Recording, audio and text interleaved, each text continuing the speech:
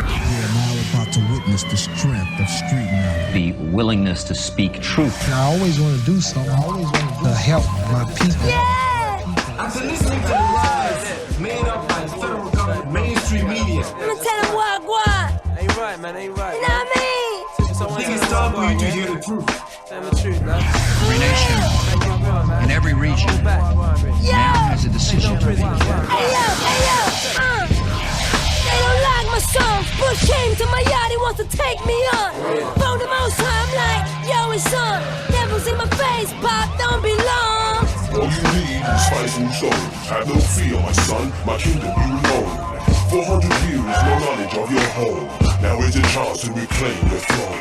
Okay, Pop, yeah, no doubt. I buzz you back once I'm taking him out. But he reckons I got weapons, what's he talking about? I don't like the way the devil's running his mouth. Now watch that, it's just an excuse. See, they don't like you, son, cause you tell the truth. Hey, yo, Pop, United Nations turned up. They wanna search my yard till I them up. Nah, son, you leave them to me. Now you deal with that caution, call it power factory. I got fire for them bad side for those who oppose me. Hurricane, tornadoes, earthquakes, you'll see.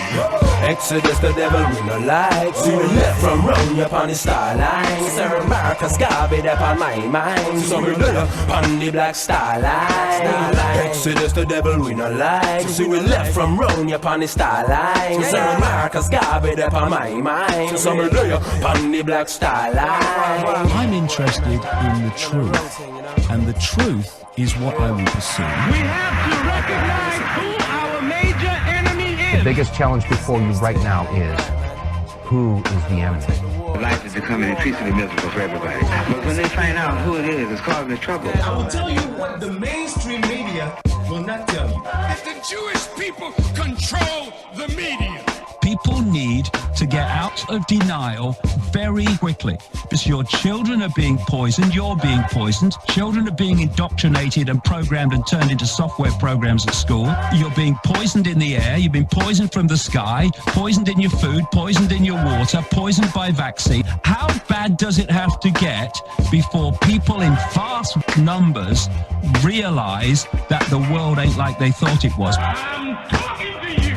The principle and the idea was divide and rule, divide and conquer. $1 billion a week spent on war. 15 million Americans are homeless in the street. We can build Iraq and Afghanistan, but leave you with nothing. You have to come together.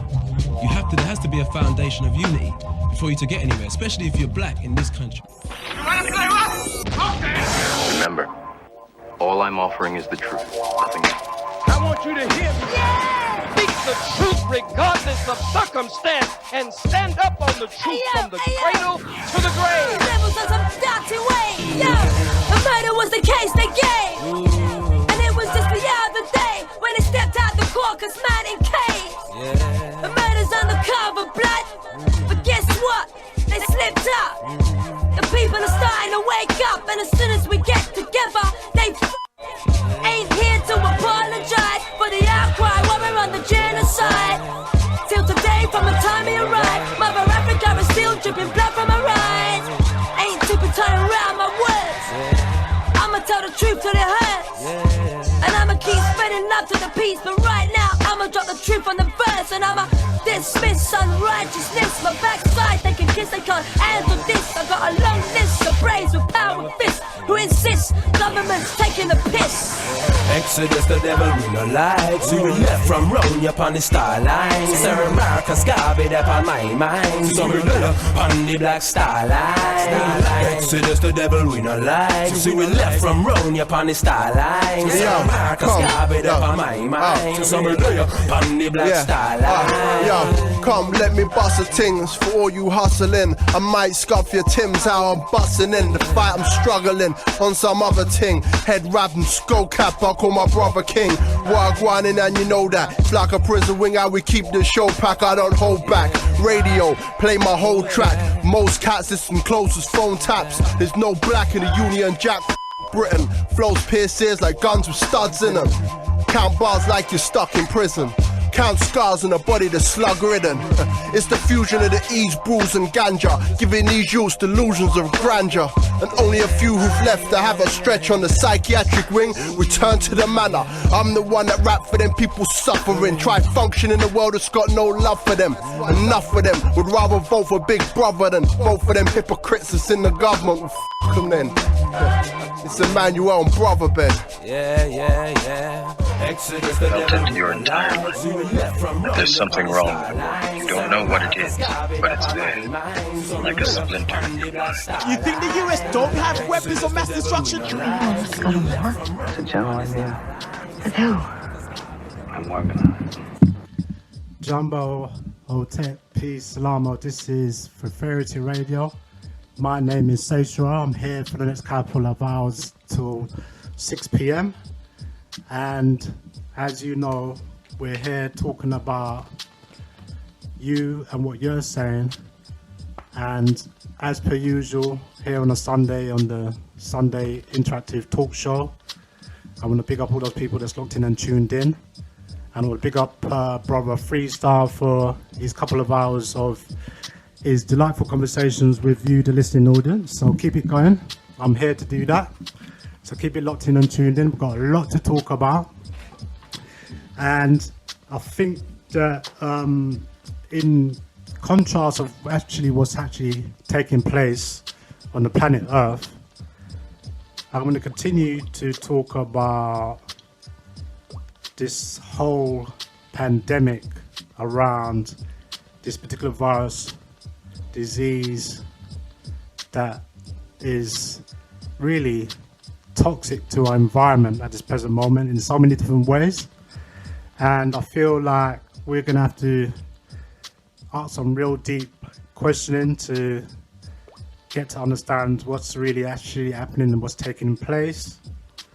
And one of the questions I want to be asking, I'll be continuing to ask, is that in terms of how things are going to pan out, what's it going to look like from how we're seeing it today, from the short term to long term, based on the economic consequences and the social consequences, okay? So at the moment, we can see what's actually taking place from around about the last couple of months, say from February, maybe late January, things started to kick off. There was a public announcement that this is going to be prevalent. This is going to be from an endemic situation around what the whole planet Earth and the people on the planet Earth is going to be facing. So definitely we need to be looking at that. What is a short-term to long-term economic and social consequences, and can you predict or analyze the overall outcome? Okay, so I'm really interested in what you're saying out there. The telephone numbers are 0730 541 7668. All right, so let me just turn that down. All right, so I'm here for the next couple of hours, and I've got a lot of things to go through. Just before I do say anything more, I want to say to all of you people out there that under the circumstances, please, whatever you do, just remain calm as best as possible, and obviously clean.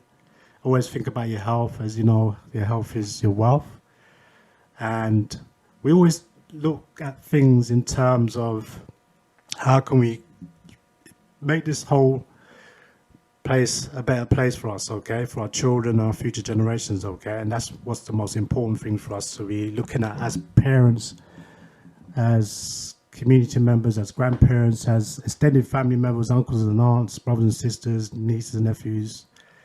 We as the extended family need to, as a community, the wider community, need to understand that we need to be looking out for each other and one another, okay, and give us most support where necessary, okay. This is a community talk station, so basically we're all about putting in work, and I feel like the more we resonate this message around the things that we need to do for ourselves, the more we begin the process. And the process has begun in some areas, with some people in their lives.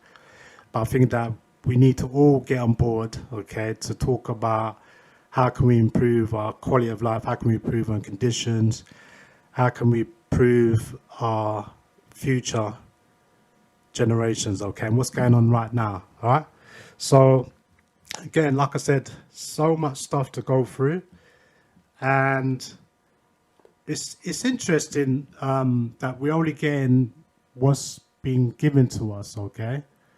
And really, I think these types of platforms, these types of radio stations are ideal for us to be able to express ourselves differently from based on how we are looking at things and how we're experiencing things. And obviously the younger generation may struggle a little bit around certain things because obviously they're probably new to a lot of things that's going on, but some of us has been there for a little while now. We have some ideas of how a lot of things have been going through our lives, okay? We experience a lot of different things, okay? It may be far away from us and it may be close, okay? But we still experience these things from different aspects, okay? And I feel that we have to be looking at how can we really prepare ourselves for the next few months, okay? Because really it's kind of like, it's unpredictable how things are going to work out, okay? It's really unpredictable. And I know there's a lot of people out there that are concerned. I'm interested to know from different people that are affected right now, you know, when talking about short-term consequences. What are you affected by? Mostly you find that the biggest talk that everyone's concerned about, even though the government recently rolled out their emergency plans to sort of back up the, well, general populace and, you know, the situation that most people are going to have to face depending on their circumstances. I feel that the majority of people are depending on going to work every day or every week and every month and all of this stuff, okay? And so I think most of us will be concerned about our jobs, our employment, our businesses, our self-employment, those people who are self-employed, and how are people going to have to kind of do this balancing act where they're going to have to adjust their life. Very, very suddenly, you find that you could be out of a job and you haven't prepared for that, okay? I don't think no one's prepared for this pandemic situation or this endemic to pandemic situation around this global coronavirus. I don't even know how to explain how to put it, but it's a situation that we have to take seriously because we don't know, okay? And that's the real key issue, I think, that a lot of people are not sure about what is actually happening, what is taking place. There's so many different versions of it. There's so many theories, conspiracy theories, and obviously people are going to get their own ideas about where it actually happened, how it happened, and what's the effects of the actual how contagious it is as a virus, as a disease, and a long list of things, okay, that we're going to have to find ways to extrapolate as time goes by. Now, everybody, not everywhere in the world is, I would imagine, under lockdown, so to speak. Some people like to use extreme, maybe words like curfew or martial law, and that there's going to be a restriction on freedom of movement, okay? And maybe some people's not happy with that, you know, because the government's putting out all these different precautionary emergency states of actions in place so that everybody gets a picture around what it is that everybody needs to be doing. So I've got a lot of things to talk about. So what I'm going to talk about, let's start some questions, okay? and then just work with me as best as possible. I would say work with me, just work together, more or less. Okay. So basically, what I want is, again, I want participation. This is really an interactive talk show. It's just not about me just running my mouth, talking all this, that, and the other, giving you all this information. And the thing is, I am giving you information, and no matter how much information I'm going to give you, okay, you make your own informed decision how you want to take that information, okay? And like I said again, we need to open up and broaden the conversation much wider than just me, just one person, okay? And I think the more people that actually having this kind of conversation, we're having these kind of dialogues, the more we'll be able to broaden out the conversation, okay? I can only take the conversation so far, right? But that's why I'm always interested in the listening audience and what their view is, and I'm prepared to listen and hear. And I want other listening audiences out there, people out there, to be able to, you know, just kind of listen to other people's views, okay, and then form your own view, and then even phone up or even send a text, okay, and let us know what you are saying. All right. So again, like I said, I've got a lot of information. And just to give you a little analysis, okay? Some new things are always going to come up. New information is going to be coming up more and more as time goes by, all right? But we need to ask some questions like, we're talking about the COVID-19 coronavirus pandemic, okay?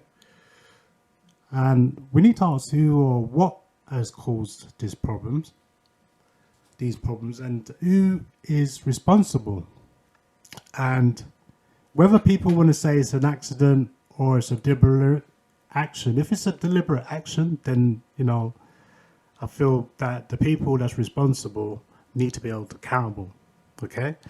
But whether it's an accident or whether it's deliberate, okay, we have to say that it's a man-made disaster, right? And that, you know, some countries involved in this, okay? Whether it's China, whether it's America, you know, I'm saying this, the most two obvious, right? Because there's a lot of propaganda war, there's a lot of kind of friction between China and America. And maybe that could be part of the deception as well. We don't know, okay? Because you have to look at how the ruling classes elite have a class code of conduct that's totally different from ordinary people, okay? So we have to make these kind of differences and, you know, distinguish those differences to kind of, you know, clear up those grey areas, all right? Because I know it's difficult for people to understand that there is a lot of differences between how the ruling classes elite see us as ordinary people and how they deal with us, okay? So we're looking at it's a man-made disaster. And then you have to ask another question. Why are these countries still allowed to make biological weapons? I mean, we've got governments around the globe, okay, that's meant to be setting the best example for the majority of people, right? So then you ask the question, I mean, you know, some years ago they were talking about some nuclear-free zone and cutting back on nuclear weapons and all of this stuff, okay? And it was kind of very, kind of, you could say very a good thing to do, but did they keep it up? Did they go far enough with that? Why didn't they say, oh, we'll just get rid of biological weapons then? But you see, what's happening is that there's a lot of countries, because of a system that we live in based on warism, fair, and, you know, the fact that countries don't want to be attacked, so they're going to find a way to defend themselves, or they're going to find a way to attack other countries, okay? We have this kind of system in place where you have governments, they spend a lot of budget just to have an army in place, just to keep an army in position where if anybody does attack them, they can defend themselves, okay? But a lot of that budget goes into all kinds of other weapons, and one of them is biological weapons. There's also, why are countries, you have to ask the question, why are countries making chemical weapons? Right? Why are countries making weapons of disease? Disease has now become a weapon that's been weaponized and militarized. That's just part of warism, okay? And they may use in war, a lot of things are used in war, and then after a while, depending on what it is, whatever the science or the technology is, okay, or whatever the aspect of whatever they're bringing into this whole thing to do with the military industrial complex, okay, you find that, you know, as if you have an army like China, United States of America, or even this country called the United Kingdom of Great Britain and Northern Ireland, you find that they stockpile a lot of these weapons, right? And it's about how much weapons they got, who's got the most weapons, who can spend the most every year, and all of this stuff, okay? And I know just listening to, just touching on what Freestyle and his listeners was talking about around keeping clean and stuff like that, we really need to really talk about cleaning everything and everything that's out there that's very dangerous to us, right? I think it's a bit blasé for governments to kind of negate their responsibility when dealing with the real issues and confronting them with the real issues, right? Because now they've got diseases that they've weaponized, okay? Now, I'm not saying that this is a weapon that they're using, right? Because I'm just saying that disease is like you could use as a weapon, and has been used as a weapon to affect people's lives, right? There's also weapons around radiation weapons, frequency weapons, weather warfare weapons. We've got poisons, we've got toxins, we've got agents, we've got scientific and technological weapons. And this is all done in the name of science and technology, right? We're talking about weapons of mass destruction, which nowadays, if you look at the weapons now compared to hundreds of years ago, right? You know, you could talk about the basic weapons to start off with, like knives, swords, then from swords to guns, from guns to bombs, right?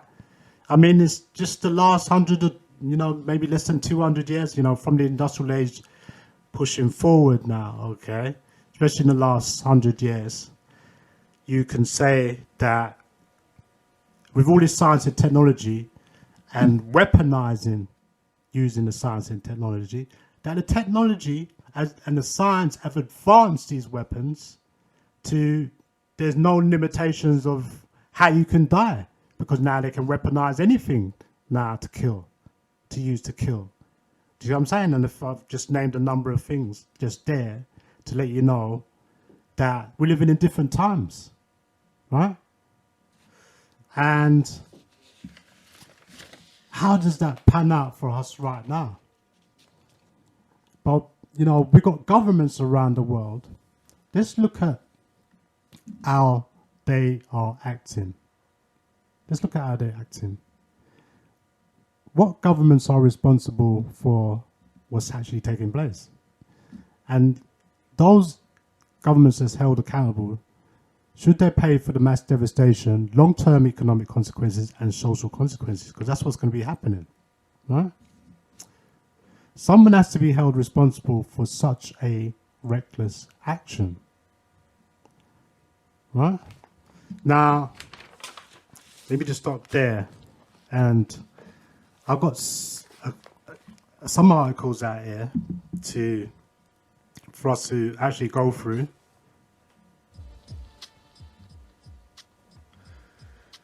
And hold on.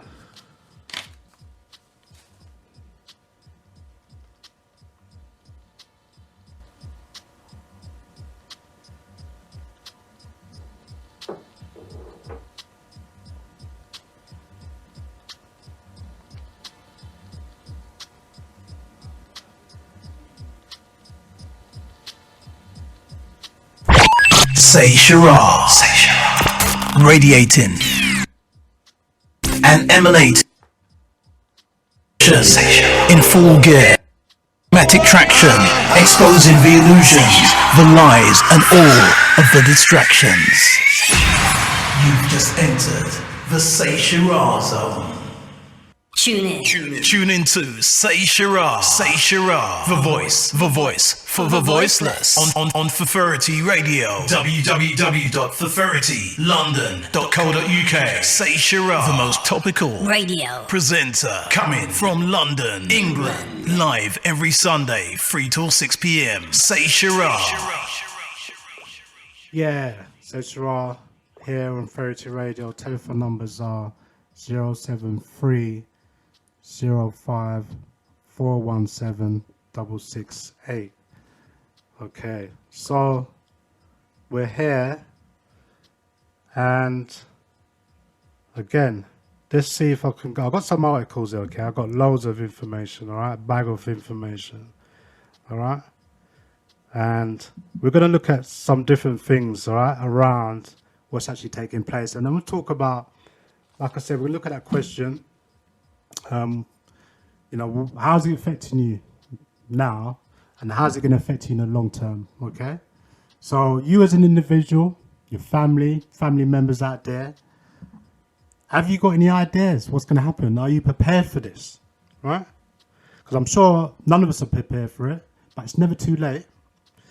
So we need to be looking at how can we prepare ourselves for the next 3-6 months to the end of the year, maybe, yeah? And there's a lot of different things that we need to be looking at, because it's kind of like, it's kind of strange, some of the things that's happening. And I'll put it to you, and then you decide how you want to take it, right? So people might have heard about this recently. Let's start off talking about, there was an event, what they called 201. An event 201. Now, event 201, if I can just give you an idea, which is, it says it's a global pandemic exercise. This was conducted in October of last year, 2019. Okay, so we're here. I think the date's the 23rd. Let me. Oh, it's 22nd, right? Yeah, Sunday the 22nd of March, right? So, just a few months ago, they had an exercise. They call it a stimulation as well. I mean, you can go tap that in right now if you want. Event 201. There's quite a few segments on it where they're talking about the pandemic. Are they talking about this the pandemic that was coming or was forthcoming, or are they just doing a normal exercise? It kind of has to raise a few eyebrows, to say the least, that just a couple of months ago or 3 months away from the actual outbreak of the coronavirus, that we now have a pandemic. Is that a coincidence? I know somebody was telling me the other day on Netflix that they got some series called Pandemic, right? Yeah, I heard that, right? So is that a coincidence? And there's so many different coincidences. You've got to think to yourself, is this system for real? What is going on? Okay? And I'm very skeptical. I'll be honest with you, I'm skeptical, man. You be calling me the most biggest conspiracy nut out there, because I'm very, very suspicious of governments and the actions and the non-actions, right? And I mean, I wasn't born like this. I didn't, just happen to think like that. It took me a long time to come to that realization that governments are not acting honestly and the way they're supposed to be acting, okay? Governments are a totally different group of people in the way that they're actually presenting themselves. They kind of give you an impression that they're all about looking after the majority of people and stuff like that. But really, as time's gone by more and more, you see that the governments have become more and more insular and protective around protecting themselves and the elites, the ruling classes, right? The people that's got the money and the influence, okay? You got some individuals, some members who have more money than sense, okay? One individual's got so much money. You got these characters. They are philanthropists. They have a lot of clout. One individual could run a country, depending on what country we're talking about. But one individual could run certain countries. Some corporations, the amount of money they got, they could run countries. Some institutions, the amount of money they got, they could run countries. Do you get what I'm saying? So it's not difficult or hard for one individual to influence any country, right? With his money and his influence, or her money and influence. All right, so the event, that 201 scenario, let me just break down what it says here, just slowly, okay? It says event 201 stimulates an outbreak of a novel zoonotic coronavirus transmitted from bats to pigs to people that eventually become efficiently transmissible from person to person, leading to a severe pandemic. The pathogen and disease it causes are modeled largely on SARS, but is more transmissible in the community setting by people with mild symptoms. All right, so they give you different scenarios and stuff like that around this, okay? And I'm not going to read all of it, but it says at the bottom of this paragraph here, the last paragraph here, and let me just, again, like I said, I'm reading from Event 201's own website, okay? A global pandemic exercise. And they talk about the disease starting in Brazil in a pig farm, and then they talk about is there a possibility for a vaccine being available in the first year and things like that. And then at the end of it says the scenario ends at the 18th month point with 65 million deaths. The pandemic is beginning to slow due to the decreasing number of susceptible people. The pandemic will continue at some rate until there is an effective vaccine, or until 80 to 90% of the global population has been exposed. From that point on, it is likely to be an endemic childhood disease. Okay, so then it's got a, I don't know if they're sponsors, but there's Johns Hopkins Bloomberg School of Public Health. We've got the World Economic Forum, and we've got the Bill and Melinda Gates Foundation. All right, so we're going to touch on the Bill and Gates Foundation because I find his name keeps on popping up all over the shop, okay? And is that a coincidence? Because it's funny that somebody sent me a link to watch a film called Contagion. And straight away I opened it up and I was going to begin to start it, and I said, you know what, I'm going to watch it later on. Anyway, a couple hours later, I just looked at this video to watch now, and they blocked it, right? They blocked it. So I thought that was really strange. I thought, oh, what's going on there, right? But it's been quite a while now. They've been blocking, they've been taking down channels. They've been doing a lot of censorship. It's gone really crazy now, right? I mean, freedom of expression and freedom of speech, does that really exist now? Because there's so much censorship around now that they're just blocking freedom of speech and freedom of expression now, okay? And I think it's unfair when they can express themselves how they want to express themselves, and then they impose how they want to express themselves on people, how they want you to follow their agenda or whatever they're supporting. But if they don't support what you're supporting, they're going to shut you down, right? And that's the kind of biasness that it's become more and more biased now. The mainstream media, the mainstream government, mainstream institutions, whatever you want to call these people, right? They've become more and more protective of themselves because they know that they don't want people exposing them. So they're going to try and find every rule and laws in the book to find a way to shut that down. And you've seen that. Some of you would have seen that in the way they've been dealing with Julian Assange, who published some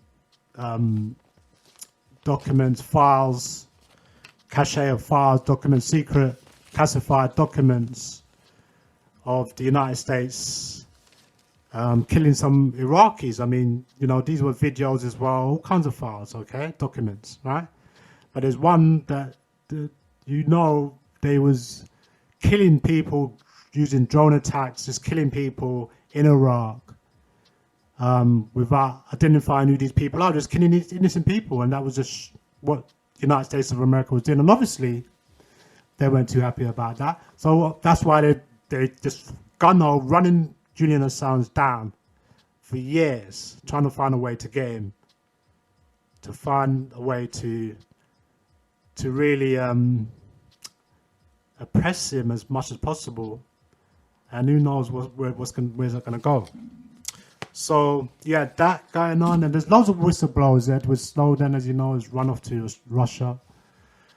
And he exposed a lot of classified information, okay? But as far as he was concerned, the information, and there again, a lot of this information is really public information. It's not really classified information. It's public information. But the problem is that all governments have this thing around protecting their national security and interests, okay, which is fair enough. But then sometimes you don't know if they're using that as an excuse just to hide something. And that's what happened to the United States of America. They got caught in a lie, right? So, again, as I was talking about this event, I want you to go and check it out for yourself. Why did they do... This was in New York, by the way. Why was it that they must have pre-planned this? You don't just have a meeting just suddenly, right?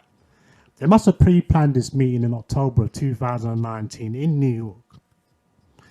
And they got different members in different areas, CEOs of, pharmaceutical companies, for example.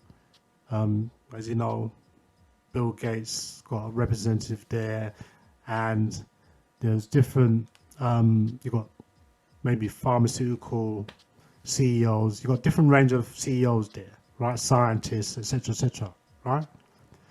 All mainly Europeans. I think there's one Chinese or Southeast Asian representative there. But you see them actually talking about this whole pandemic before it's actually taking place. And that's one of the things that I think a lot of people are questioning, why they suspect something's actually going on behind the scenes. There's something actually taking place behind the scenes, right?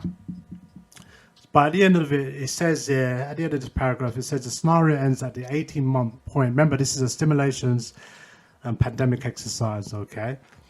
That there will be 65 million deaths. The pandemic is beginning to slow due to decreasing number of susceptible people. The pandemic will continue at some rate until there is an effective vaccine or until 80 to 90% of the global population has been exposed from that point on. It is likely to be an endemic childhood disease, as I said again, I was repeating, right? And what is the John Hopkins Center for Health Security, the World Economic Forum and Bill and Melinda Gates Foundation call for a public-private cooperation for pandemic preparedness and response.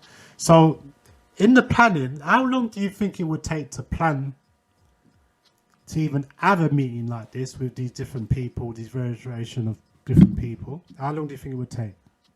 6 months? It maybe just take a month, who knows, right? But I would imagine that they would have to source information, have to do research, I'd have to come with documents and maybe computer model simulations to come with data, a long list of things, okay? And these are the kind of people that they don't actually do things, okay? They don't have to physically do things. They got like a department that can do whatever they want, right? They got a team of people that's gonna make that happen, right? And it's not a coincidence, is it? Is it a coincidence that you got that happening? You got a meeting, you got a group of people coming together talking about a pandemic, a virus pandemic, not any other pandemic. It had to be a virus pandemic, okay? And they're looking at different scenarios and how they can stimulate it, these different stimulations, you know, and see if they can get things correct to how they want it to fit into the agenda.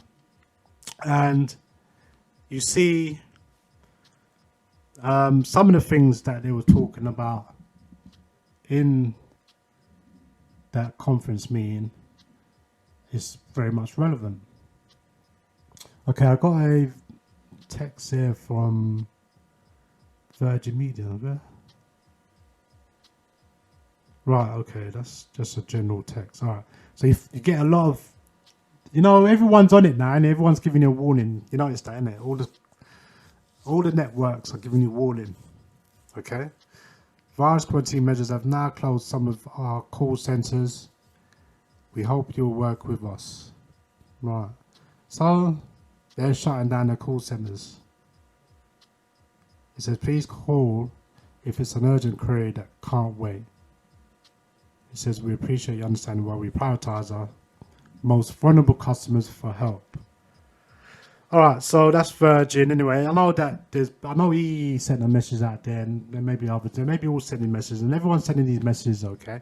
And you notice that also, every time you pop up anything to do with coronavirus, a national health information comes up, okay? Or a national health guidance comes up, right? So, very interesting. Please send me a text and let me know what you're saying so far. What am I saying so far? It sounds all right, or you reject what I'm saying, or you think I'm all over the place, whatever. This telephone number is 073 054 17668. I'm just trying to get the mic right because it's just a bit too tall. Right, so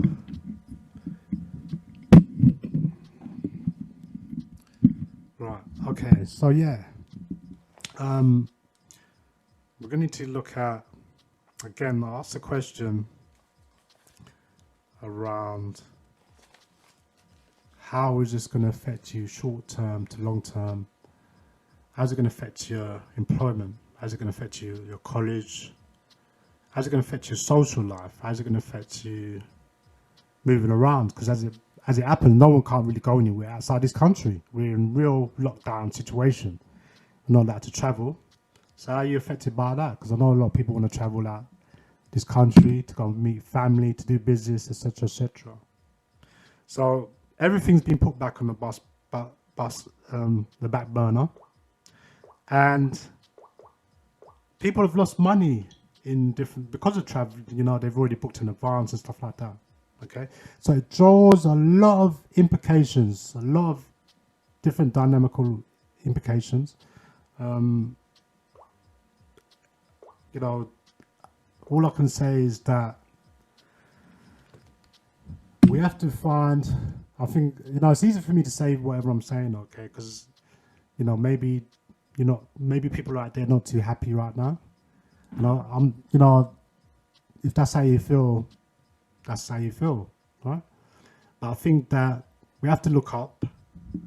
We have to remain strong, remain healthy, you know, keep on pumping those nutrients into your body, and you know, the usual stuff to build up your immune system, to keep your mind, body, and your heart and your soul strong. And obviously be cautious around how you move around and things like that, okay? All right, so I'm going to touch on what the John Hopkins Center and these collaborators are talking about. They're saying that the organization released 7 recommendations in a joint call to action. I'm just going to touch on that. The first one says governments, international organizations and businesses should plan now for how essential corporate capabilities will be utilized during a large-scale pandemic. 2, industry, national governments and international organizations should work together to enhance internationally held stockpiles of medical countermeasures, MCMs for abbreviation, to enable rapid and equitable distribution during a severe pandemic.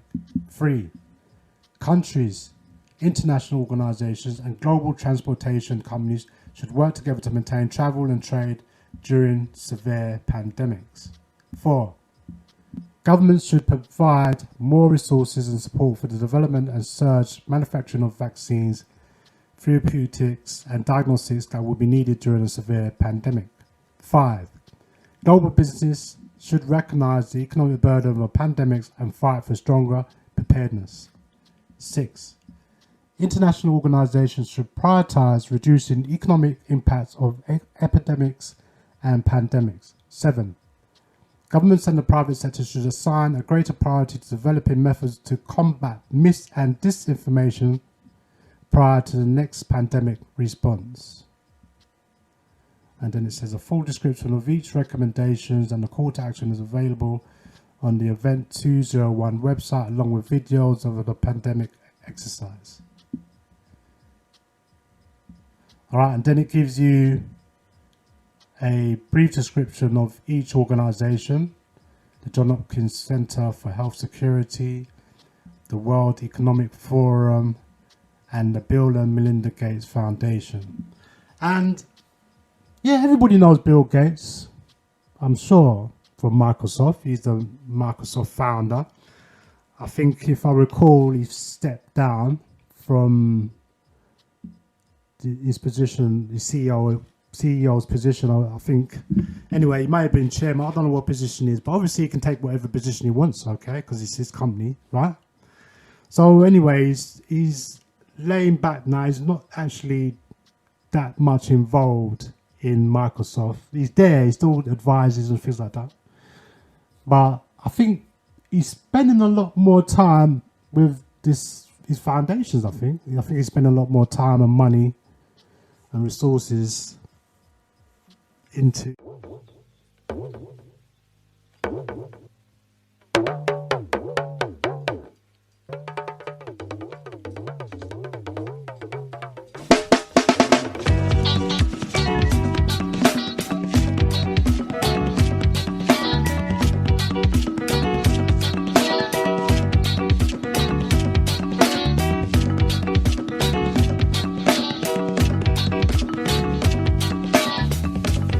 For Africans here, it's not healthy for us to stay here all winter.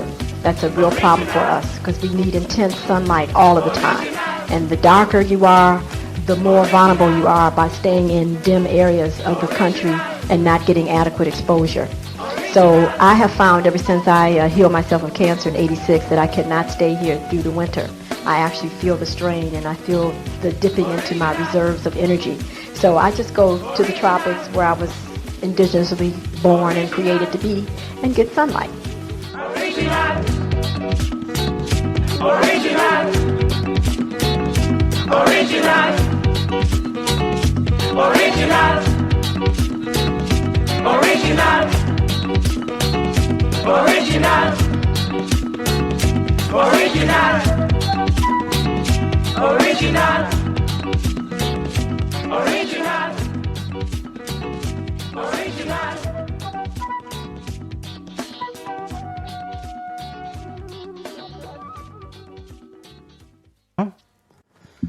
And that is the future, in fact. So I find it really remarkable that he was getting involved in this, okay? And it sounds quite sensibly plausible and reasonable that somebody would want to do something like that. You think it's quite genuine, right? But then, you know, you have to look at some of the things that has been said. Like, I think recently it was said about Bill Gates. There's loads of things because obviously he's up there with the, you know, higher echelon of society. So, you know, of course he's going to get a lot of criticism and a lot of people's going to talk about him, whether it's good things or bad things, right? But it's kind of strange that he was talking about all this stuff to do with malaria and these different diseases. Now he's well in there, and he's been in this organization for 20 years now, since 2000, right? And, you know, I'm just browsing on YouTube and like, okay, fair enough. I couldn't watch that film Contagion. All right, no problem. And then I looked at this other video. I don't know his name. His video just keeps on popping up, like with his face on it. So I said, all right, let me have a look at it. So I'm looking at this video of Bill Gates doing a presentation. I recall if it's TEDx, a TEDx presentation. And obviously he's got all the gizmos, he's got all the tools and everything, you know what I'm saying? He's got his PowerPoint presentation on point. And, you know, before me, I could even think about saying this, okay, that he was actually, on his presentation, he actually showed the video, Contagion. He was actually showing that video, right, Contagion, the one that's, you can't get no more, they shut down, you know what I'm saying? I mean, these little, these little telltale signs, they all add up to something, innit? If you start to pick on these little cherry pick on these little telltale signs, these little you know, you get a bigger picture of what's going on. But if you just look at things just on the surface, which is what most people do, right? Instead of questioning, and like I said, you've got to question, you've got to analyze, scrutinize and challenge what's out there, what anybody's saying, in fact. You know what I'm saying, right? You've got intelligence to be able to do that, right? But a lot of people, I think what they do, they just jump on the bandwagon just like everybody else, and just what everybody else is saying, they just regurgitate what everybody else is. They don't really look into things. You need to go really deep into things, okay? You have to go below the surface. You might have to get your hand there, you might have to get your feet there, do you know what I'm saying, to get information, to get more information, to get more delved into absorbing into information around certain things, what's going on out there, so you can make sense of it, right? Because I'm sure there's millions of people out there, billions maybe, don't know what's going on, right? So all these things give you a clue. All right, let me see if I can take this call and I'll come back to you. For Ferrity Radio, Sayshara speaking, you're tuning into Interactive Talk Show. Go. Hold on. Yeah, I just turned you up. Go on. Go again. Yeah, it's me, Burchak. Can you hear me very loud and clear? Yeah, Burchak. Yeah. Now, talking about questioning, because you came to a very good part. to the stop. The reasons, I question everything. I question when there's something out there. When there's something out there in my face, I question it. I say, even to the imams, I question. You know, I question. So are you a Muslim when you say the imam? Yeah, You're a yeah, Muslim. I'm Muslim, man. I've been since I was birthed, so I'm happy with that. But I question everything. As a Turkish fan now who's older, I question everything. I don't just believe in every single thing or media rap, but I question everything. For example, I watch the news programs out there and they go more deeper than the English media. But even them, I question it in my head. I go down to my mom and I say, Mom, is this right? Is this wrong? I question, and she analyzes things. And she does it so much better than me. And she tells me, yes, this is true, this is not. And we talk about it. So we question things in our heads. But there are people out there who don't seem to question. Yeah. Who cannot seem to question. Now, I know I've got my own conspiracy theories of theories of the virus. Yeah, but well, I want to hear it. Well, I want to hear the most audacious conspiracy theories ever. The reason why I can't say Sayshara. Don't say that. There's no such word as can't. You can't use that word. Can. You can. Yes, you can. Think about that, right? And don't be scared to talk. This is the problem. We've got to a place now where they don't want us to talk now and express The ourselves. reason why is they will put me in with the virus people and I will die.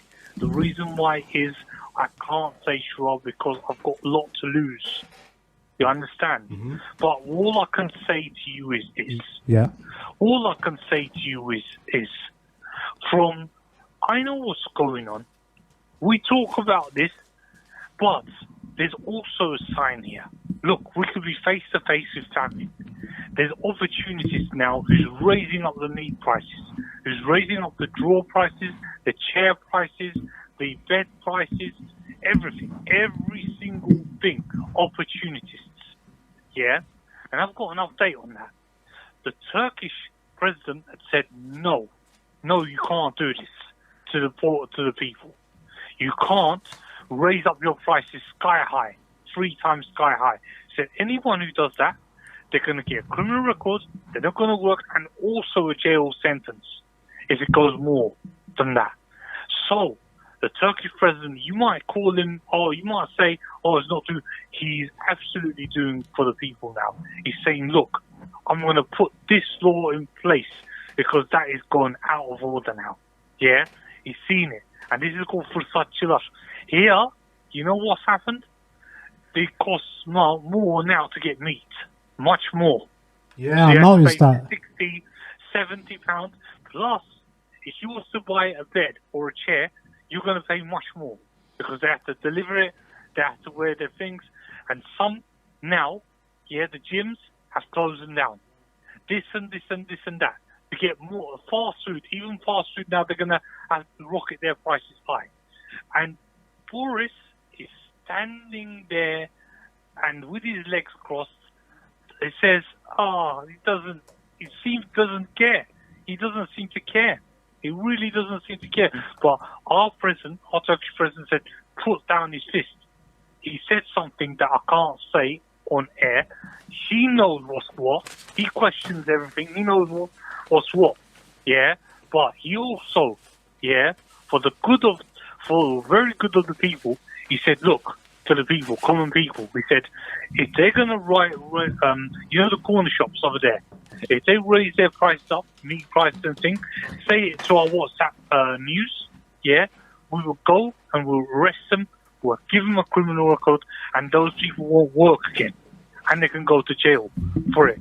So Turkey's not taking no crap on opportunities. Yeah? Here, what's happened is opportunities have risen now. They've risen their prices. And no one seems to care. No one seems to care. The government don't seem to care. The government's out of touch with his people, and he doesn't seem to care about the virus. He's all right in his own home. He's okay. Yeah? What are we, Sayshara? We're not. We're just normal people. Like, what does he think he is? And he says we can rob the virus out. So obviously, you don't. He's like a magic magician. So He's like a magician. So how do you rate Boris Johnson then as your Prime Minister of the United Kingdom and of Great Britain? I don't really care. I don't really care if he's a grandson of a Turk or anything like that. I don't care if he's he's half of my nation that can speak Turkish. I care about what he does and what he's doing right now, and he's not seemed to be very, very good. He's not seen to be. He's totally out of touch, and he said that in days we can stop this. Apparently, allegedly, I heard that he tries to think that he can stop this virus. No, let me stop you there. What was interesting? Let me just touch on something that you just said that made me just think what he said. Yeah, one of the things that he said, which was kind of outlandish, is that he said that it's going to affect. He's got a magic wand.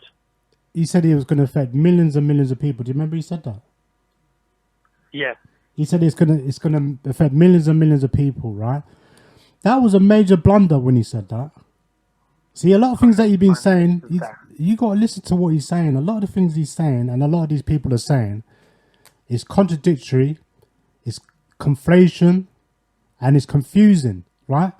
And one of the things I've noticed as well, that the symptoms that they're talking about, we need to look at what they're talking about, the symptoms, and how did they kind of arrive to the conclusion what the symptoms are, right? So very, very quickly. Do you get what I'm saying? And then also, if you notice that the symptoms seem to be getting broader and broader and broader, there's so many different things that they say that now is part of being coronavirus kind of affected. Do you get what I'm saying? Now everybody's paranoid. They got everybody's just totally paranoid now, thinking that they're affected because the symptoms that they're giving is so broad, right? Even if you don't have anything, they say you got something. Do you get what I'm saying? So I know. What this is the madness, the craziness. Yeah? My question is to you: What are these big people like Jeff Schumann? All of these big people, all these media, what are they on? What are they? Who's Jeff Schumann? I know who Jeff Schumann is, but just for other people, clarify.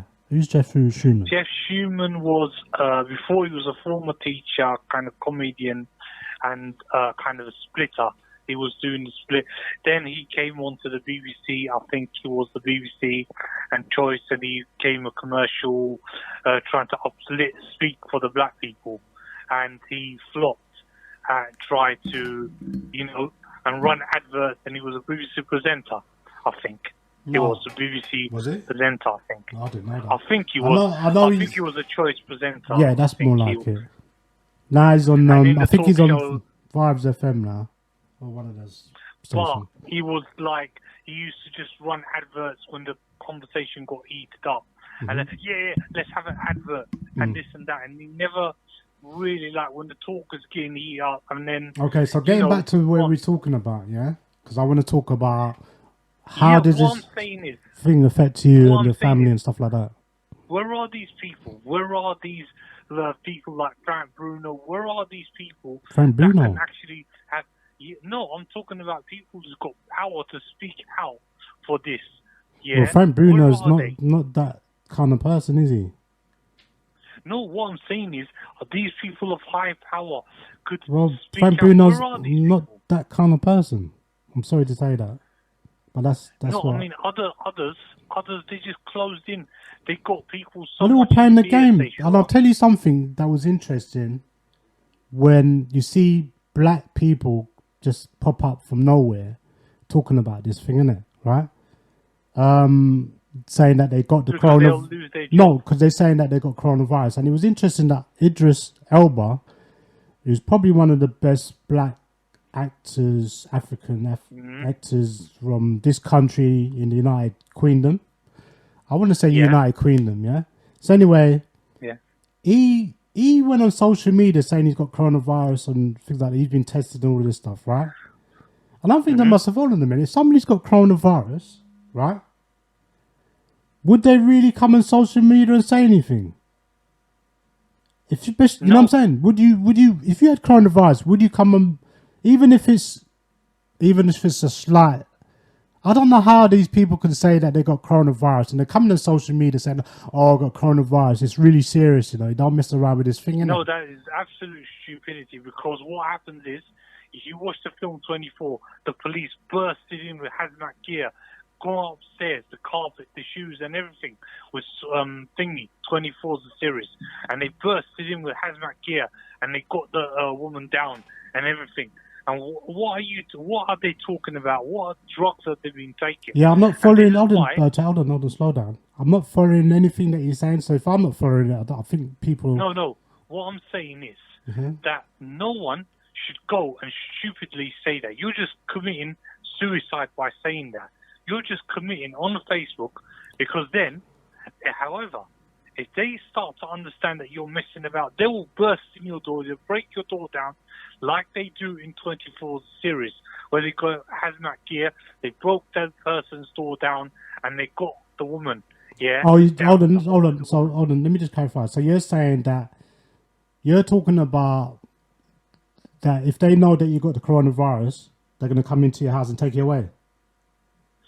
No, they will take, but the way you put it on Facebook, they will think that you understand what I mean.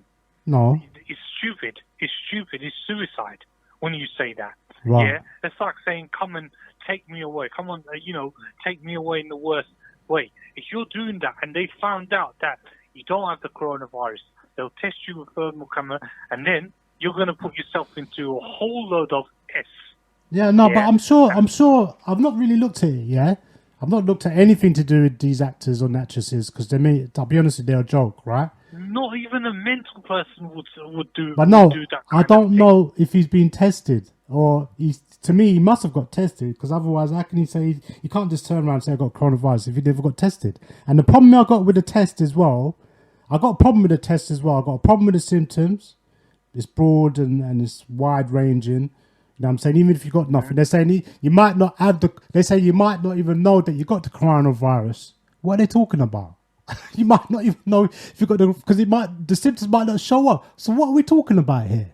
You know what I'm saying? Exactly. But even and then I got a problem with also them talking about the talking about the way that they got the testing, the testing equipment that they got, right?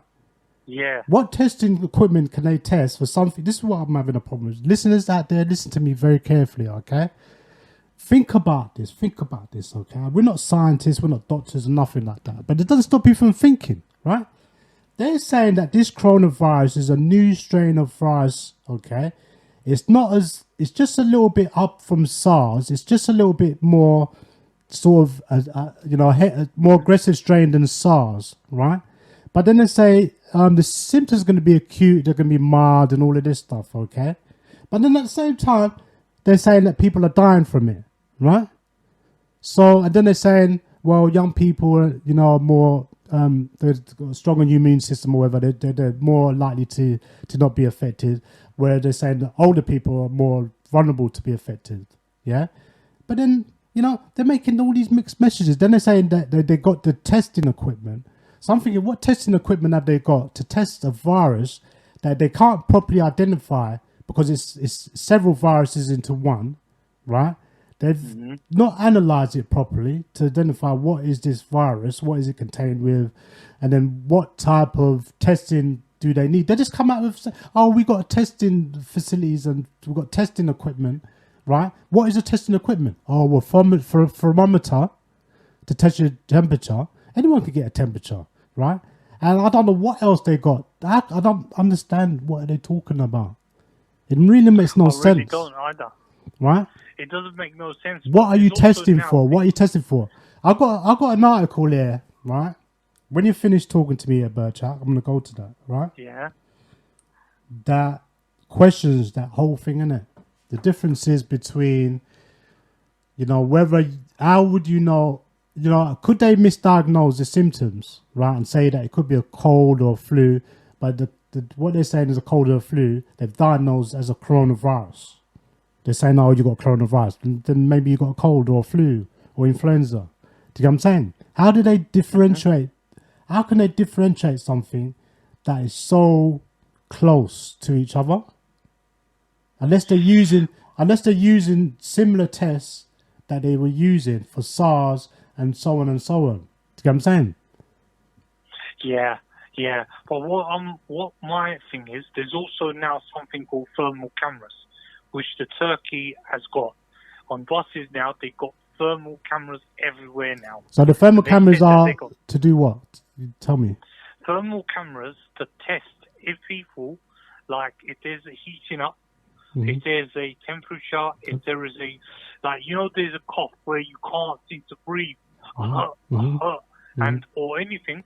Yeah. The people on the bus as well with the thermal cameras, they will test, and there's also the police now with testing equipment.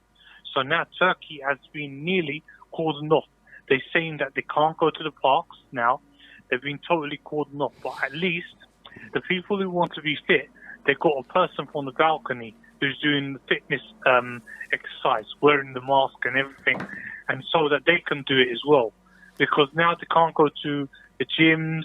They can go out, but the government's advising not to go out. But they've got thermal cameras on the bus. They have to disinfect the buses all the time. But what my thing is, these thermal cameras, whether they can get the test right or not, if someone's got a temperature, how's someone going to report it? And these cameras, how they're going to report it to the police? But they know what they're doing. Our government seems to be prepared.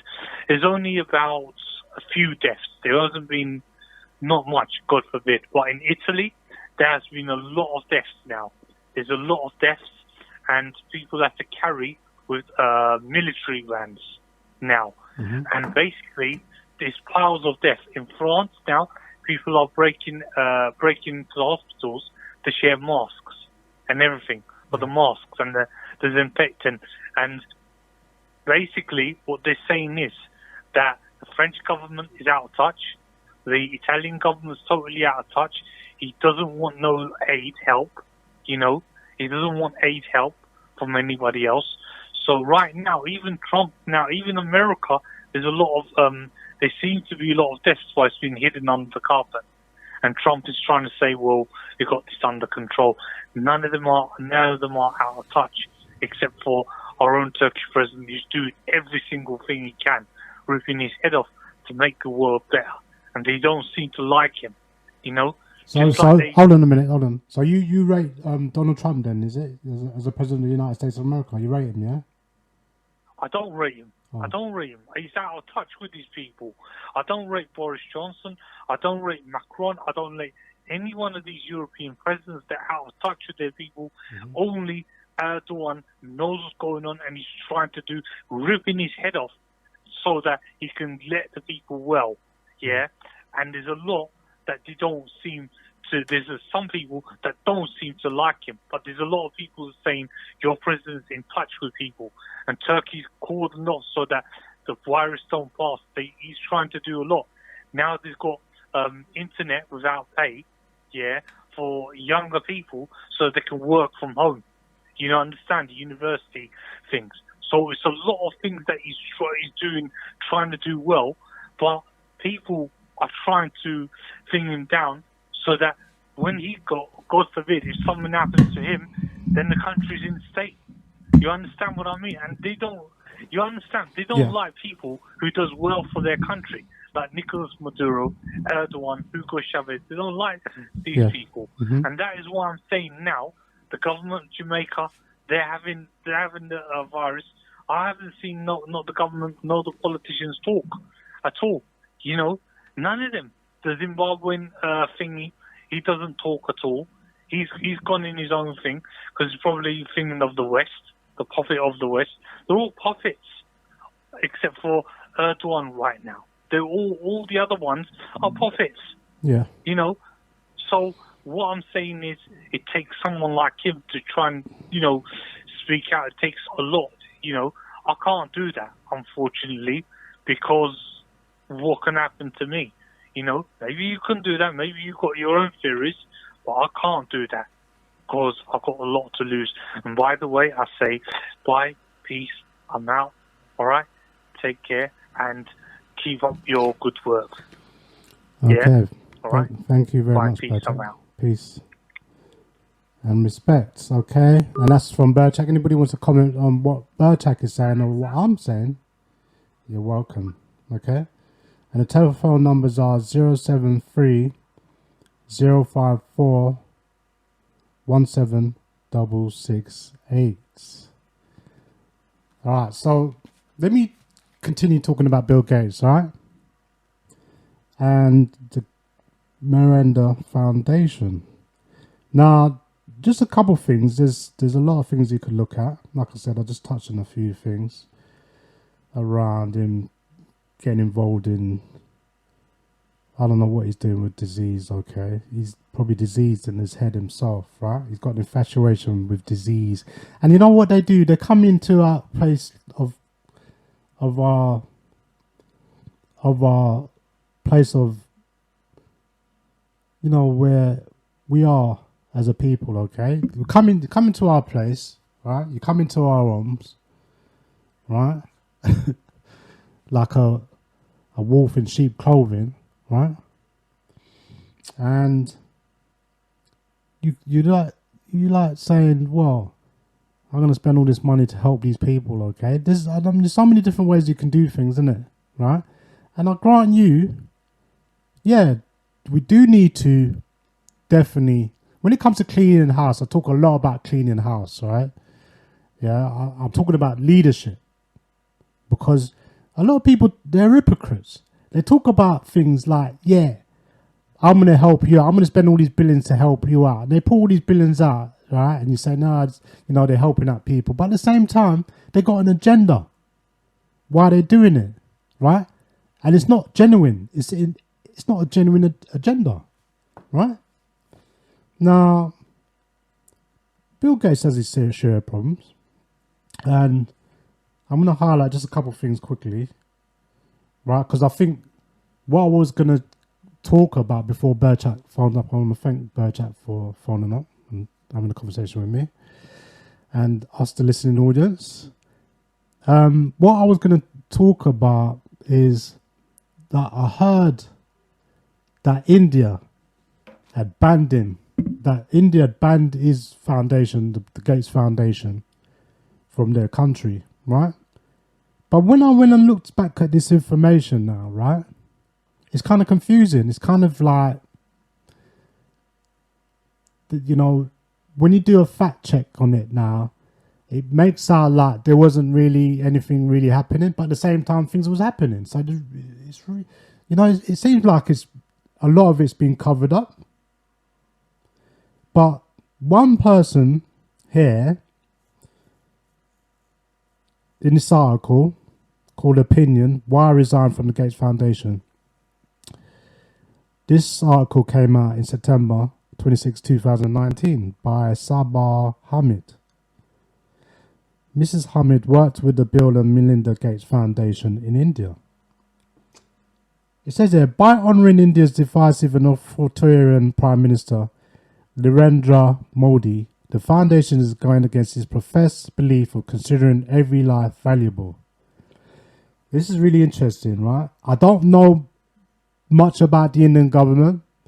I know just like most governments, they're all corrupt, right? There's a lot of poverty in India, right? And there's a lot of pollution as well. These are the things, the key here is corruption, poverty, and pollution. Now, you're not going to, and I'll be banging on about this all the time, you're never going to get rid of poverty if you don't deal with corruption. Corruption is from the top down, right? That's what's happening. And there's many examples of that. I can spend weeks and months showing you how governments are corrupt, okay? I could spend a whole year on that, every week, right? But anyway, This is a person that used to work for them and they said they resigned, okay? Now here's the reason.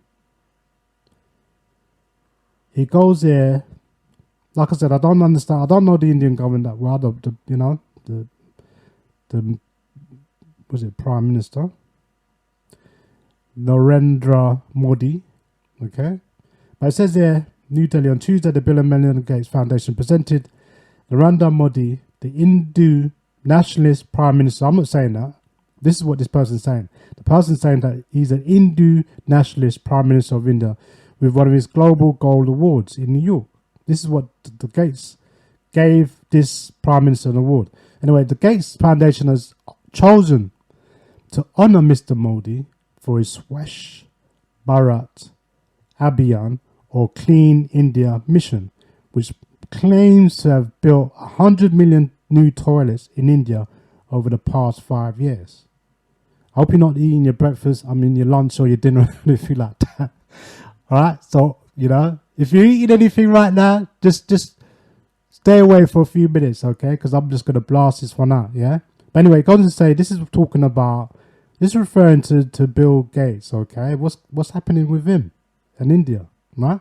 Because I just wanted to clarify what's happening there, because I know they said that his foundation was banned. And the reason why that he was banned is because they was saying that he's imposing vaccines, or he's kind of like trying to break into the vaccine market, right, in India, right? But let me read this and you get an idea what we're talking about, right? Anyway, so the initiative is a commendable one, but its impact since its inception, remember now, this is about building 100 million new toilets in India over the past 5 years, right? These are the promises that you get in these developing or lesser developing countries that the big developing countries talk about, right? Anyway, it says the initiative is a commendable one, but its impact since its inception is open to question. More than 300 million Indians were still defecating, right? Defecating in the open air in 2017. Let me stop there. I remember watching, some years ago, watching a documentary on this, right? And I could not, I could not believe what I was watching, right? But anyway, it says more than 300 million Indians were still defecating in the open in 2017, according to the World Bank. The Clean India campaign claimed that from 2014 to 2018, the states of Madhya Pradesh, Rajasthan, Uttar Pradesh, and Bihar were fully or almost fully free from open defecation. Right, excuse me if I get all the pronunciation wrong, right? I'm not speaking Hindi. Anyway, so data from independent sources tempers these claims significantly. A working paper published by the Research Institute for Compassionate Economics, which works on health in rural India, and Accountability Initiative, a research works on health in rural India and accountability initiatives. A research group at a leading Indian think tank calculated that the percentage of people defecating in the open in those states had indeed gone down from 77% in 2014 to 44% in 2018, but not by nearly as much as the government claimed. The campaign also largely ignored the question of manual scavenging, the removal and disposal of human waste with bare hands by Dalit men and women. In the past few years, 88 sanitation workers died while cleaning septic tanks and sewers, according to Indian government data. So let me stop there. I think that's quite graphic enough, really, for you to understand. But let me just go over that, right? So now they're talking about cleaning India up, right? Which is a good thing, yeah? And that they promised to build 100 million toilets in the space of 5 years, right? But then they say that more than 300 million Indians were still defecating in the open in 2017, right? And then it goes on to say that, yeah, there was a drop from 77% down to 4% in 2018. And then when we're talking about health, someone's health and well-being, when we're talking about risk assessing individuals, employees, right, working in these places, different places, obviously, you know, I don't know what kind of system India's got there, right? But then, you know, when it comes to the sewage system, but they're saying that in the past 3 years, 88 sanitation workers died. 88 in 3 years. So that's like nearly 30 people a year dying from trying to clean other people's waste in these tanks and sewers.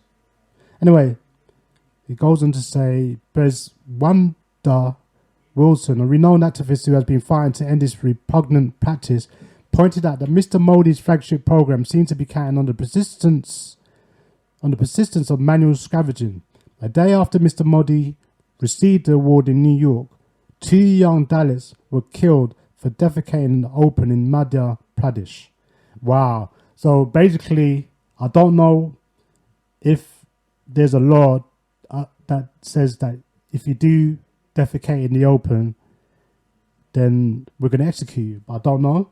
But I'm just saying that maybe they just got killed randomly by people that were just disgusted with it. I don't know, right? But anyway, it goes to say, along with other staff at the India office at the Gates Foundation, this is where the Gates come in now, right? I first heard about Mr. Modi being considered for the award a few months ago. I did not realize that the decision had already been made. It took me until early August to raise my question, but I saw very quickly that the foundation had taken the decision and considered it irrevocable. That this endorsement of Mr. Modi would not do the Gates Foundation any good, not to see him be up for discussion. I had joined the Bill and Melinda Gates Foundation because I truly believe in this mission, that every life has equal value and all people deserve healthy lives. I resigned from it for the exact same reason. By presenting Mr. Modi with this award, the Gates Foundation is going against its own core belief. It has the prerogative to interrupt its own ideology as it sees fit. In this case, it's a very narrow manner, but I will continue to believe in the spirit of the words. The Gates Foundation has chosen to celebrate a single questionable initiative of Mr. Modi's government. It has completely disregarded that his politics have filled the lives of marginalised communities in India and the territories it controls with fear and insecurity, let alone that he has transformed India into a majoritarian Hindu nationalist state. Mr. Modi does not deserve to be embraced. The United States, where Mr. Modi received the Gates Award, refused him a visa in 2005 for severe violation of religious freedom after a brutal program against Muslims in the state of Gujarat, where Mr. Modi was chief minister, left over 1,000 dead. The ban wasn't lifted until Mr. Modi's election as prime minister in 2014. As of September the 1st, almost 2 million people in the state of Assam have been rendered stateless. The updated list of citizens known as the National Register of Citizenship was created with a view to target illegal immigration from neighbouring Muslim majority Bangladesh. Mr. Modi's Hindu nationalist Bharatiya Janata Party has promised to carry out the exercise across India and remove every single infiltrator from the country except Buddha, Hindus and Sikhs. It is a clear threat against every Dalit, Muslim, Christian and Jewish citizen of the country. The absolute opposite of the Gates Foundation's mission of considering all lives are equal. And as I write, Mr. Modi's recent assault on Kashmir is foremost on my mind. 7 million people are currently under virtual incarceration in Indian-occupied Kashmir. Let me stop there. You see, you got this kind of Indian supremacy going on right there, innit? You got China supremacy, you got Russian supremacy, you got the United States of supremacy. You got all these different supremacies. Even Turkey's got a supremacy. You'd be surprised when you go into these governments. You'd be surprised what's going on there. Anyway, let me continue. on this article talking about situation with the connection with Bill Gates and the Gates Foundation awarding the Prime Minister, Mr. Modi, because Mr. Modi don't sound like a clever person, does he? He sounds like a person, he don't really care about his people. That's typical of a Prime Minister or president of a country. That's generally the characteristics, as far as I'm seeing it. Anyway, let me continue reading on. It says, and as I write, Mr. Modi's recent assault on Kashmir is foremost. Just read that. 7 million people are currently under virtual incarceration in Indian-occupied Kashmir. That is my home, and those are my people. On August the 5th, Mr. Modi's government unilaterally abrogated the semi-autonomous status of Kashmir after placing the Valley of Kashmir under a military siege and cutting off phone, internet, and television connections. Despite Mr. Modi's rhetoric about bringing greater economic growth to Kashmir, the suffering of the people of Kashmir has only been exacerbated by his actions. By Tuesday evening, as the Gates Foundation presented the award to Mr. Modi in Manhattan, Kashmir completed 51 days of being cut off from the rest of the world. There are reports of illegal detention and torture of teenagers, of night raids terrorizing families, sparing no one. Mr. Modi's government is explicitly following what United Nations human rights experts have described as a collective punishment of the people of Kashmir. So why aren't the United Nations doing something about it? Anyway, the lockdown and the communication blackout has made it difficult for patients to reach hospitals and access life-saving drugs in time. And as it banned foreign reporters from Kashmir, several staff members at the Seattle and New Delhi offices of the foundation expressed their concern about the decision to reward Mr. Modi, but the foundation publicly chose to normalize him. They claim that the award is specifically for achievements in sanitation. As world leaders meet at the United Nations General Assembly this week and questions are raised about Kashmir and Mr. Modi's policies in India, the Gates Foundation has provided him with a global platform to divert attention to change the narrative, but the problem with the award wasn't merely its timing, which made it a public relations disaster for the foundation. The decision to honour Mr. Modi would be wrong on any day. And on conclusion on the last two paragraphs here, it says the celebration of Mr. Modi by an organisation that stands for the betterment of the most vulnerable simply cannot be justified. If major, profitable, non-profit organisations endorse such polarising politricans, then who speaks for the vulnerable and the neglected? The Gates Foundation has crossed a wide gulf between working with a regime and endorsing it. That is not the pragmatic agnosticism of an organisation working with the government of the day, but a choice of siding with power. I would choose to walk a different path. Right? And it says Sabah Ahmed was a program officer for communications with the Bill and Melinda Gates Foundation in New Delhi, India. And that was really a long comment from a dissatisfied employee of the Bill and Melinda Gates Foundation, right? And now, just look at that. I mean, that's the realest thing you could ever heard. That's reality, right? And it's not everybody's reality, right?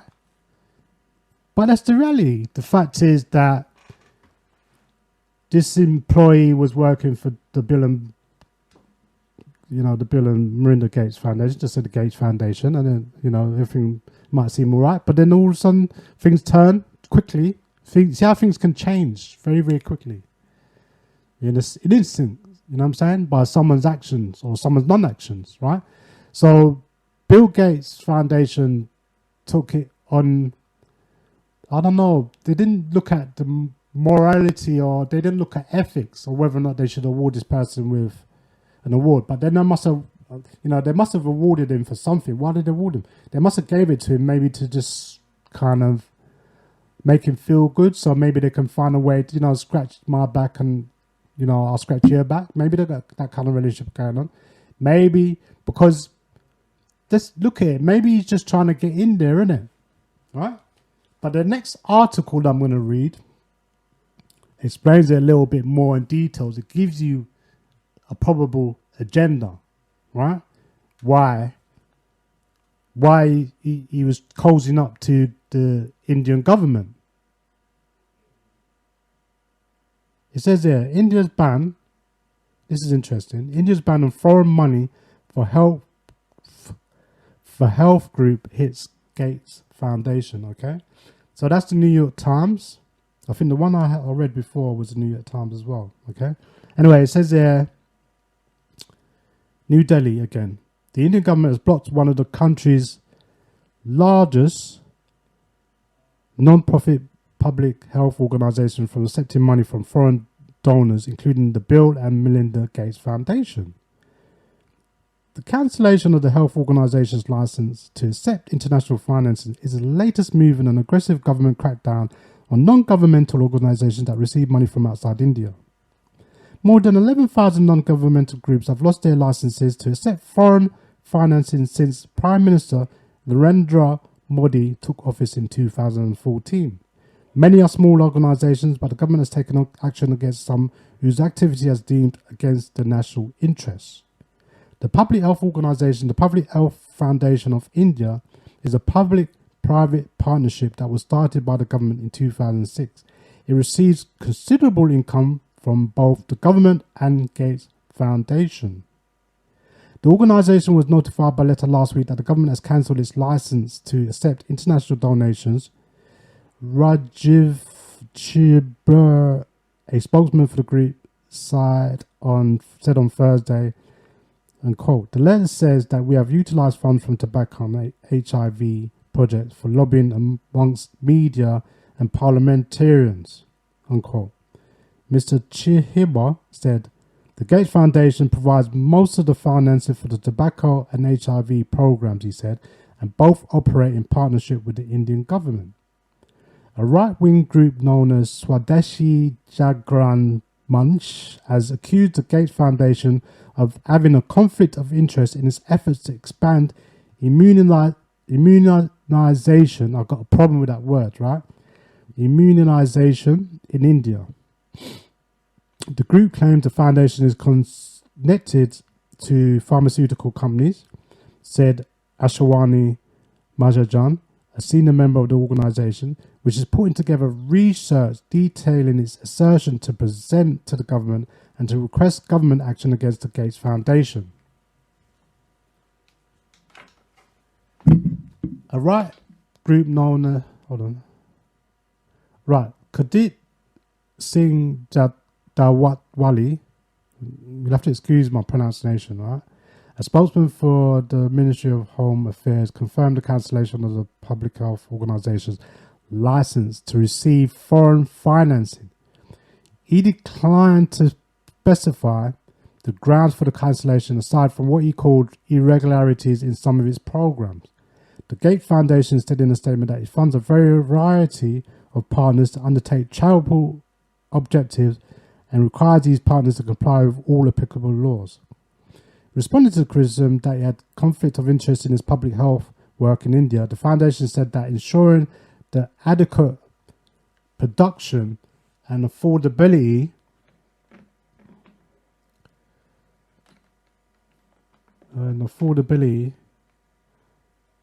where has it gone? Of vital and safe vaccines for the world's poorest population is of the utmost importance. Let me just stop there. Because it's interesting to me, again, that the way they're banging out these vaccines, right? It's like, they're like coming out like this, you know, Jesus Christ is like some fictional character, right? In this book called the New Testament Bible, right? And if you know how Jesus goes around, he goes around healing and curing people, and he's like this miracle magician. He can just do all magical things, yeah? But it's all fictional stuff, fantasy stuff, right? That's all it is, yeah? But you got these people like Bill Gates coming around here like with his miracle, saying that these vaccines are like some miracle cure. They're coming there to save you. This is how they're coming over. Oh, we're coming here to save you. They still got this air of superiority, right? But you need to listen to the rest of this article, okay? So you get a fullness of what I'm talking about, right? And then we just go into it. We'll comment it. Look, right? It says there. It says the foundation works with the government on this program, okay? So you know that, yeah? He also said the organisation was not involved in any lobbying of the government. Among the other organisations that have been blocked from accepting international financing is Compassion International, a Christian charity based in the United States that provided meals and tuition subsidy to needy children in India. It was shut down last month after the government accused it of masking religious conversion as charity work. So in other words, I think, yeah, they'll come in, these Christian ministry, they'll come in, right, talking about, yeah, we're gonna help you, you know what I'm saying? They come in with all this charity aid stuff, innit, yeah? Meanwhile, they got another agenda, innit, right? You never know what the agenda is, but it's always dubious, to say the least, right? So I wouldn't trust none of these missionaries that's coming over to Africa or the Caribbean, you know what I'm saying? Because they got an hidden agenda, right? And then at some point you'll find out about it. But, you know, we need to know about these things before they even come in, innit? Don't let them come in, period. Don't let them come in, right? Because guaranteed they got an hidden agenda. A lot of these charity organizations, don't get me wrong, there's some good charity organizations, yeah? But recently they got a bad name, right? They got a bad name because they was exposed, right? And it's not just one or two things they're doing a whole range of things. Hold on, let me see if I can get this call and I'll come back to you. This is for Fairy to Radio, Sayshara speaking, Sunday Interactive Talk Show. You're welcome. Yeah, good afternoon. It's Mac One here. How you doing, brother? Yeah, good day to you, my brother. How you doing? Yeah, I'm good, man. Listen, I've just, oh, man, this actually coronavirus is actually exploding right now. Mm-hmm. I just got some breaking news on a Twitter website, but it's pretty, when it comes to information, it's pretty accurate. They're saying in New York State, there's 4,812 new cases of coronavirus. Yeah. And that's actually bringing the total to 15,168, and that's in the New York State alone. So this is really getting out of hand, this coronavirus. Yeah, that's contaminated, yeah? Yeah, these are people that are actually confirmed of having the coronavirus. They're tested positive. They're tested positive for it, yes. And obviously, they're saying 372 have died already. And that's in New York State alone. So it's now going to America now. Yeah. Also, Italy, yesterday was 700 murders. Well, not murders, but obviously people dying of it. Today now, they're saying that in the Bari region, which the outbreak did come out of, there's only 150 deaths today compared to yesterday. So it's Well, in this country? down. In Italy. I'm talking about in Italy. Oh, in Italy. So, yeah, I'm jumping to Italy now. Now, over here now, there seems to be an increase of coronavirus cases. The parks, I mean, I did pass the park today. It's a lovely day, right? I passed the park. Loads of people in the park. They haven't closed the parks yet. It's like a normal day. You know, the parks are packed. Yeah. So I don't know what they're going to do about that. Next week they might close the parks. Yeah, because some people are looking for some sort of, I don't know, way of socializing away from their homes. Exactly, yes. You know what I'm saying? So maybe you're going to get more gatherings in the park, especially if the weather's not that good though. I think the weather's damn cold. And the sun's out. The sun's out. It's a bit of sun. Yeah, but it's very deceptive. The sun's really hot, but don't be deceived by the sun being out in a cold country like England. Yeah, true. Because it's freezing. That's all I know. I can't. It's even colder than the start of the year. I could not believe how cold it was. No wonder you're going to catch a cold. You're going to catch a cold in this cold country. Period. The only thing is, it's very windy out there, and it do say that this coronavirus is airborne. So it could be in the air, it's traveling around, you know? Well, they're not saying it's airborne. They're saying it's, when you cough. They say that? No, they're not saying it's airborne. Okay. They're only saying... No, they're saying that when you cough or sneeze, that if you got the coronavirus, this is what they're saying. I'm just saying what they're saying, yeah? I'm not saying that's what it is. But they're saying that when you cough or sneeze, the droplets of the, you know, of whatever you're sneezing or coughing, it's going to, you know, be transmitted. It's possible it can transmit. That's what they're saying. So that's why people are wearing masks, right? Or yeah, I'm seeing increasing amount of it now on the street now. Yeah, but the masks have sold out, right? The doctors can't even get none. If you can get one, mate. Your doctors can't get any. This is crazy. The doctors can't even get none. Yeah, but the government should be providing that. That's what if they really care about the population, they were providing masks. Well, do you think I've just spoken about event 201 that happened in October of 2019 in New York. They've done a simulation pandemic exercise, okay? So governments would have been well conversant around this whole thing, innit? They would have known, right? But it was kept hush-hush, no doubt. But the way they do things is on a need-to-know basis, right? So you notice everything is coordinated. Right? Absolutely. I mean, precisely. You can see now all the countries are starting to lock down now. Yeah. Yeah. You know, in coordination with each other. And so it's just a matter of time when we'll be locked down as well. Right? I mean, they're going to be using the excuse of, well, people not really self-isolating. They're in the park enjoying themselves and stuff like that when they should be inside. And they're ignoring government advice, you know, so they'll use that excuse to lock the country down. Yeah, I mean, for years they've been talking about a situation like this. So who knows? It could be an excuse to actually carry it out. Yes, it's also an excuse actually to bring in martial law. Yeah. And to bring in draconian laws Yeah. against the people. Yeah. And people don't seem to realise that. You know, a lot of people are actually asking for a lockdown, but they don't understand what's going to come of that lockdown and how long they're going to be in that lockdown. And that's the reason why I asked that question. What is the short-term to long-term consequences socially and economically? And how, you know, how would you be affected? Would you be affected? Or in terms... I mean, yeah, everybody's going to be affected. You know, some people's going to be affected more than others are. You know, there's a scale there, isn't it?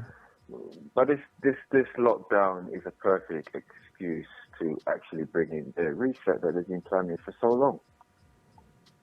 You know. Yeah, that's right, and that's what I was saying. That if they did an exercise in October, how long would it have took them to prepare that meeting, that conference meeting, for them to carry out the simulation pandemic exercise? That's right. And that would give them a scope or some idea how to prepare themselves, because that was the idea, that was the objective.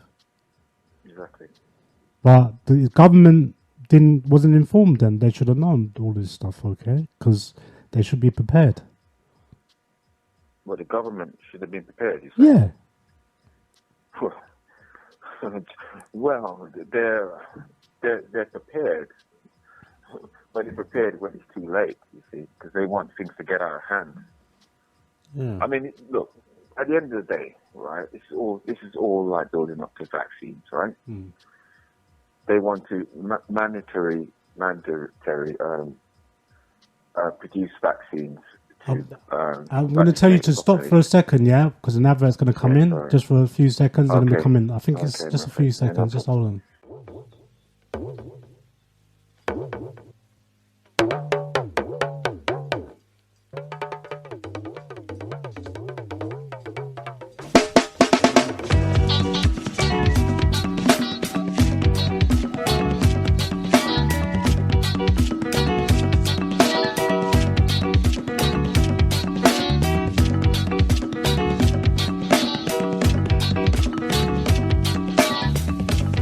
For Africans here, it's not healthy for us to stay here all winter.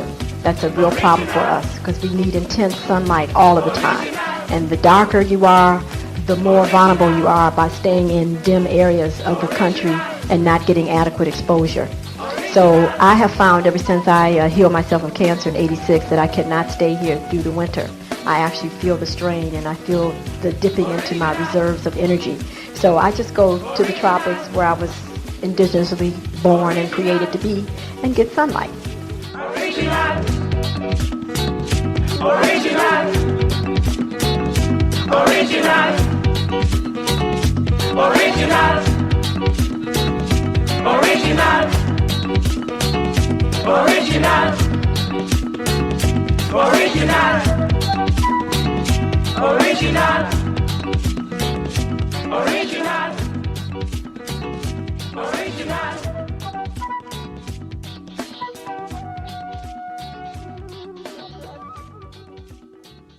Right, I think it's there. Yeah, okay, ready. All right, so How you doing? You're back, yeah? yeah, Yeah, go ahead. yeah. So Let's go. yeah, I was asking the question about the long-term consequences and effects. Okay, so we know at the present moment, I think we talked about people's anxiety, the hysteria, pandemonium. There's this highly emotive people have become. I think that people are concerned about their jobs and their employment and what's going to happen, how they're going to get paid and all of this stuff. And okay, I think recently the government came out with emergency economic plans. Yeah, economic package, yes. Right. Yeah. Nothing for the self-employed, though. I mean, it's obviously for the PAYE. People on PAYE money, but when it comes to self-employed, there's no package for them. No. Like myself. Yeah, that's right. There's loads of different implications that's going to be drawn here, underlined there, because I think it's 30 billion they're going to pour into this. So they say. So they say. How are they going to? You can't. Anyway, they do things. Maybe they're hoping, right, that a large percentage of the population die off, so they don't have to pay this money, so they can. I wouldn't put it past them anyway. Well, we don't know. The money, we don't know if the money's going to go far enough. That's for starters. I think they said it's going to cover 3 months? They were looking to cover for 3 months. They calculated, I think.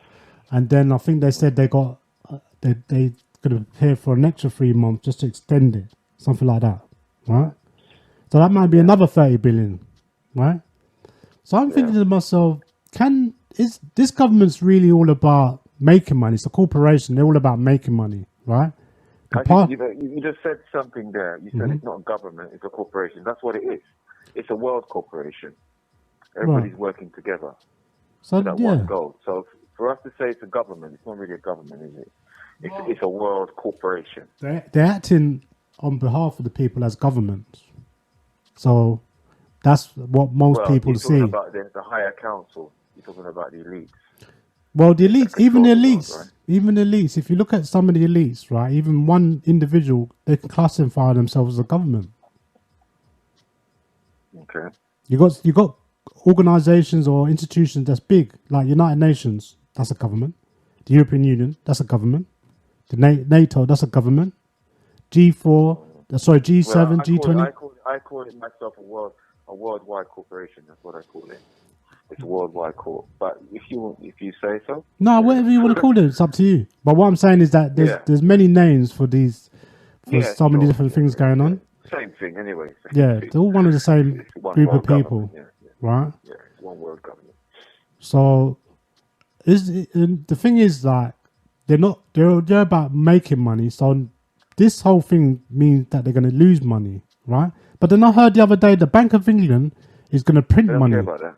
No, did you hear about the Bank of England said they're going to print money, extra paper money, right? That's right. They print money, yeah. Right, like wartime. Right, yeah. And if they do that, you know what happens, isn't it? Yeah, the economy crashes. Everything crashes. Right, because the inflation is going to be high rocketing. Just like 1933, right? Yeah. And that's what people are talking about. People are talking about that we're going into a depression. Right? That's right. And that small businesses, like you said, self-employed people like yourself, right, are going to feel it the most, right? And I feel like what the plan is maybe to suck up all these small businesses and even medium-sized businesses, maybe in big businesses, they'll suck them all up and then incorporate them into business or just shut them down.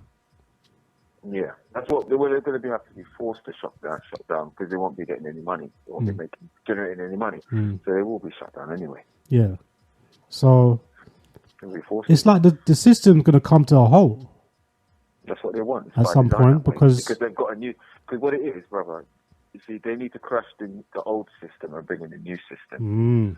They have a new system that they're trying to bring in. Yeah. Okay, and it's it's not very good for everyone, you know. But people are going to have to get used to it if they want to still live. You know. So it's a case of adapting with a bad circumstances. Right. There you go. There you go. Wow. There you go. So they need this virus to actually bring in their new agenda, which is basically, as I mentioned last week, is mentioned in the Agenda 21 to 30 document. Yeah, that's basically on the website. You know, I urge people to read that.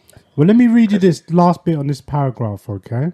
Yes, go ahead. It says, remember now, we're talking about Bill Gates and the Gates Foundation, right? Yeah, Bill Gates. Wow. And okay. how really the way I'm looking at this thing is the reason why they're closing up to India, because India apparently they're selling about 60% of the vaccines in the world, right? And I think what came into conflict is that when the Gates came in, they were offering vaccines as well. So basically, that's where the conflict comes in. Yeah, but brother, I mean, even the other day I saw Modi. Is it President Modi? Whatever. He's the Prime Minister Modi, right? I think he's Prime Minister of India, right? Yeah. He's very close to Donald Trump. So I still think the playbook's absolutely, you know, it's still going. I'm sure they're still all together and still working to that population agenda goal, right? So obviously, you know, maybe Bill Gates didn't get his way, but you know, I'm sure there's other Americans that are involved with, you know, trying to reduce the population. So listen to what it says then. It says that in the statement that the Gates Foundation said that it funds a variety of partners to undertake charitable operations and requires that partners to comply with applicable laws, okay? But it says there, responding to the criticism that is a conflict of interest in its public health work in India, the foundation said that ensuring that the adequate production and affordability of vital and safe vaccines for the world's poorest population is of the utmost importance. Now, let me finish. Yeah?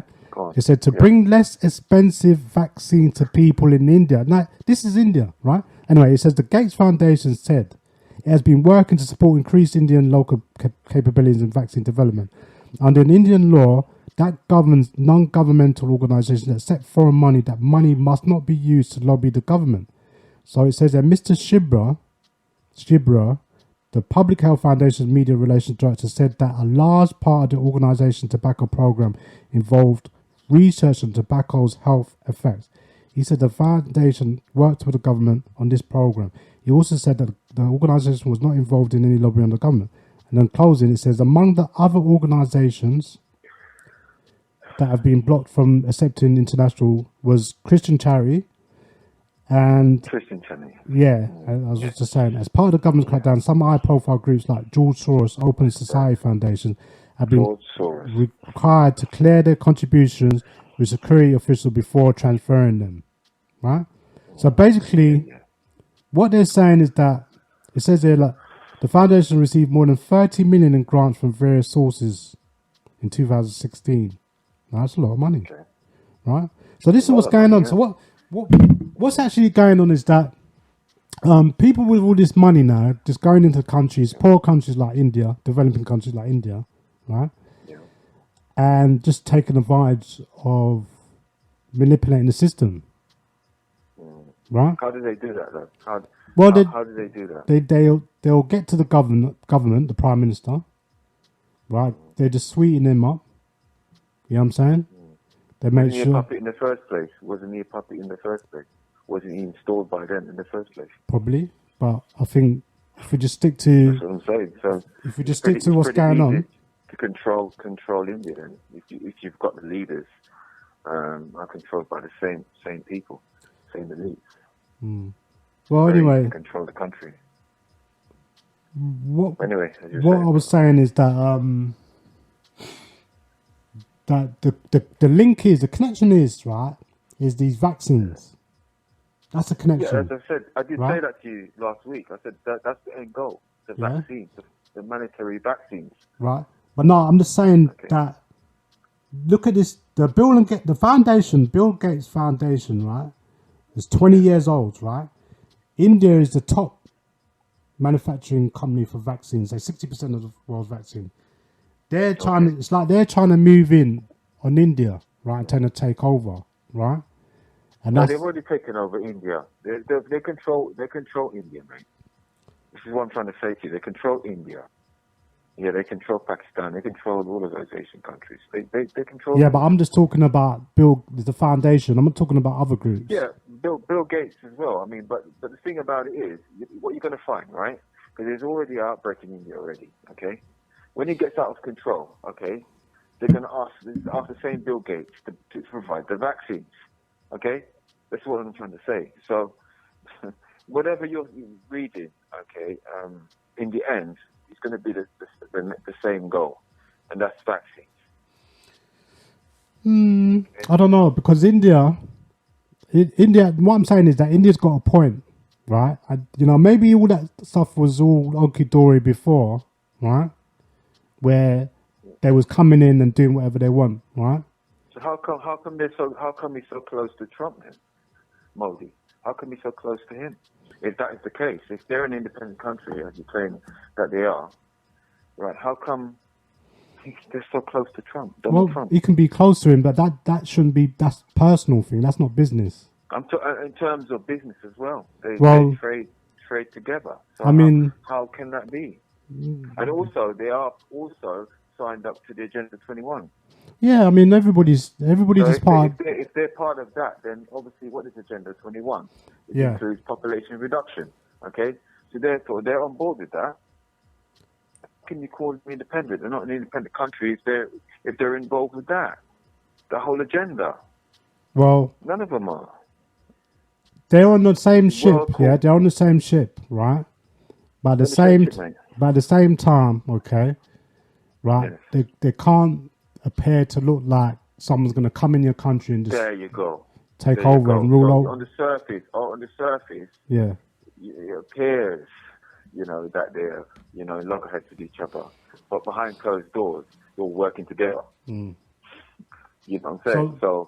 But no, the point I'm trying to make the whole is world's a stage, brother. What I'm trying to say to you, the whole world's a stage. yeah, It's all a stage. yeah. But the You know what I'm saying? point I'm making is that Go on, brother. this is like an encroachment, and it's a right obvious encroaching.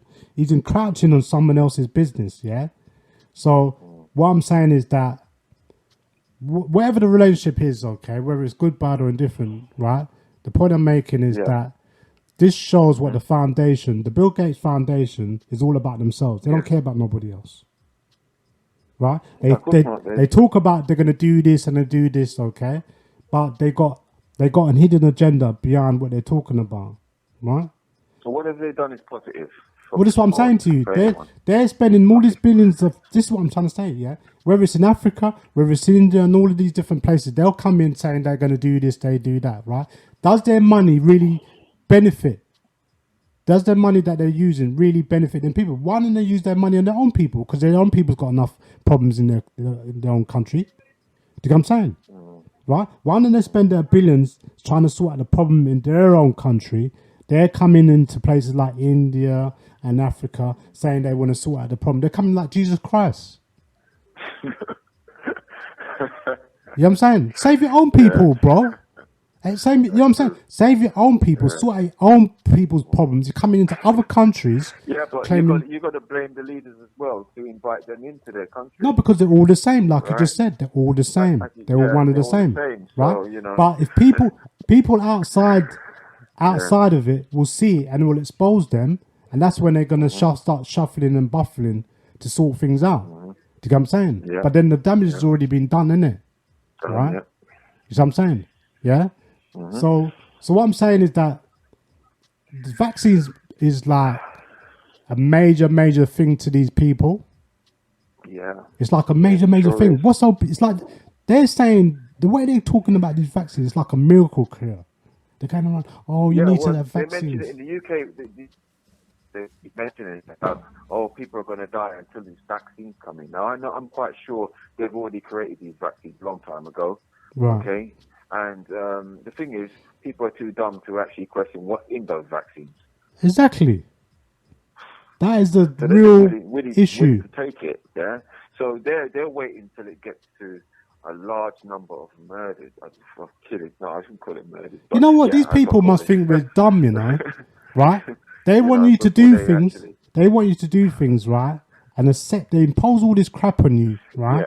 And they expect, like GMO foods now, right?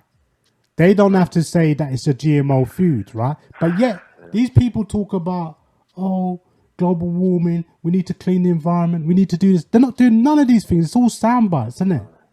Right? Because, look, if they, look at this. The fool and the dumb matches as usual. Right, yeah? And now, there's people out there that can do a proper job of what's going on out there if they're allowed to do it, right? Exactly. But the system is set up to keep people in confusion, in chaos, disorder, destruction, because then it's easy to manipulate those people. It make you vulnerable. You become vulnerable. You're weak. They love it when you're weak. You know what I'm saying? So they can roll over. Yeah, that's it. That's Right? They can exploit And then you don't want, you know what I'm saying? They don't want no resistance. No resistance that means no friction. They just walk all over you. Yeah. Right? Yeah. Yeah. So, I just highlighted 2 articles there. There's much more stuff to talk about the foundation. The Gates Foundation, and there's Scrupulous Foundation. Yeah. To say the least. So, in your opinion, what do you think is going to happen in the future, in the immediate future now? You think there's going to be a lockdown? I mean, it's already a lockdown. It's going to be taken away from us? It depends how far you want to say we're going to get locked down, because there's already restrictions already. But how much restrictions, how far they want to go with these restrictions? Do you get what I'm saying? I'm talking about, like, you got army on the street. And, you can't go anywhere. Well, you can't leave your house. You kind of house arrest type of situation. That's going to be extreme for this country. Well, it's happening in every other country. Right. Italy, And Spain, France. is it really necessary? Well, when they got you in your house, then you're at their mercy. Mm. Can do whatever they want to you. It's funny how the numbers of deaths go up in each country when everyone's in lockdown. Yeah. It seems rather strange. Yeah, well, I mean, look at Italy, for example. I mean, China's overtook. I'm looking at the world statistics here now, okay? And it says here 308,000 confirmed cases, okay? 308,615 cases. It says how many deaths? Okay, there's how many deaths? It's got over 13,000. Come on. And then it says you have 300,000 people, right? And only 13 dead out of that. Come on. No, 13,000. 13,000. That's obviously been made up. Oh, that's not true. It's just not true. Well, you can't have such a large number like that and have such a small number of people dead. Impossible. Hold on. They're not telling the truth anyway, and obviously it's coming from the CCP, obviously.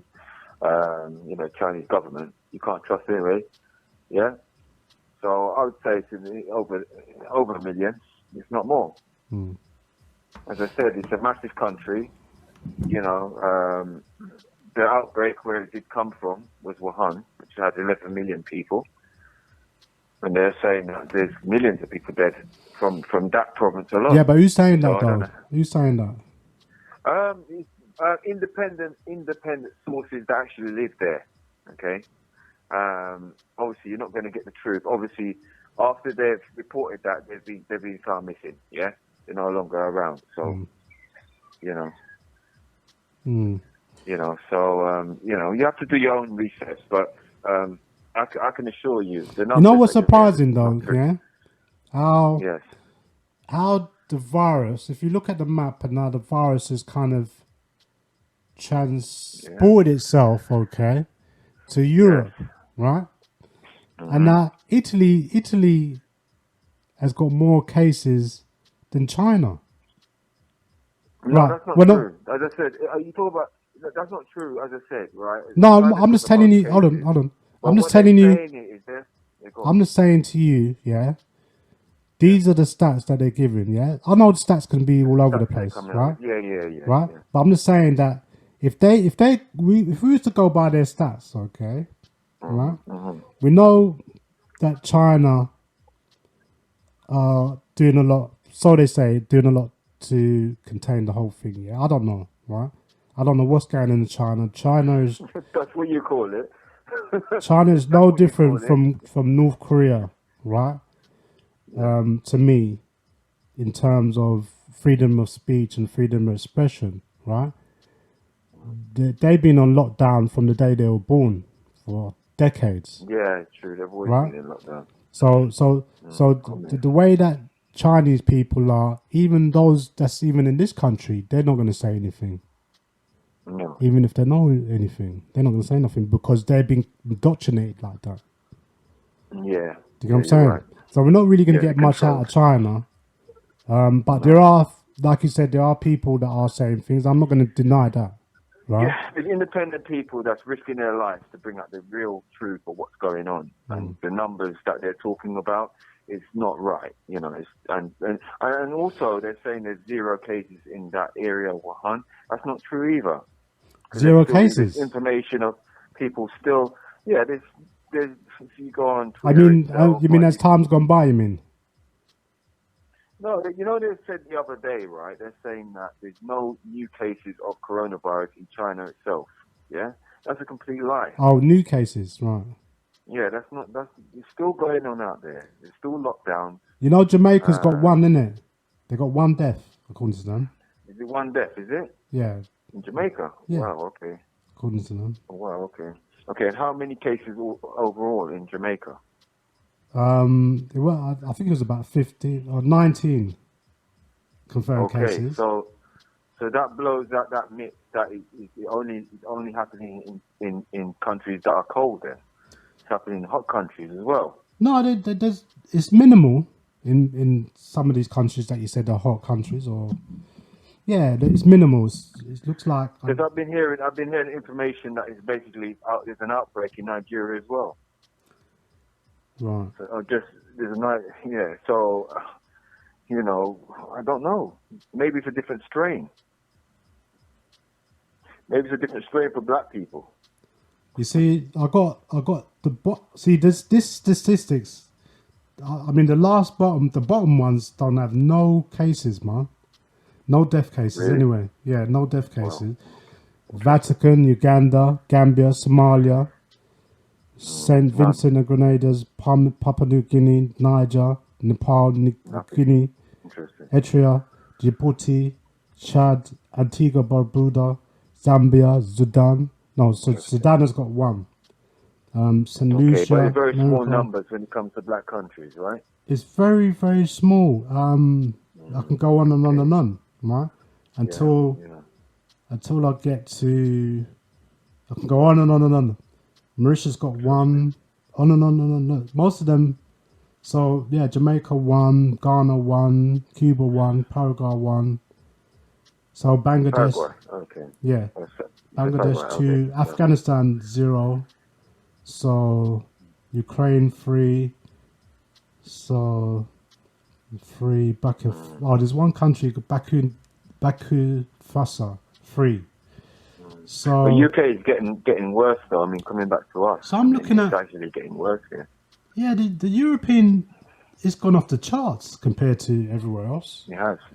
Yeah. And you notice that the numbers have been doubling. In the UK, how many cases in the UK now? Well, that's like doubling now, isn't it? Let me go to the top because they're really pretty near the top. 234 deaths. Yeah. But how do you know? It's coronavirus? Well, this is. I got another article. It could right? be flu. I got another article that touches on what you're talking about. Basically, what they're saying, and this is one of the things that I'll be saying. Yeah, they're basically calling. This is called the article from the State of the Nation. They're basically calling every case of influenza and flu death the COVID-19. Right? So really? Yeah, that's what they're saying. This came out in March the 22nd. Let me see. So they don't even have a reliable diagnosis test for determining the presence of this particular coronavirus. This is exactly what I'm saying. There's 2 points I was saying. So they don't have a reliable. Wow. Okay. No, but what I'm saying is think about it, right?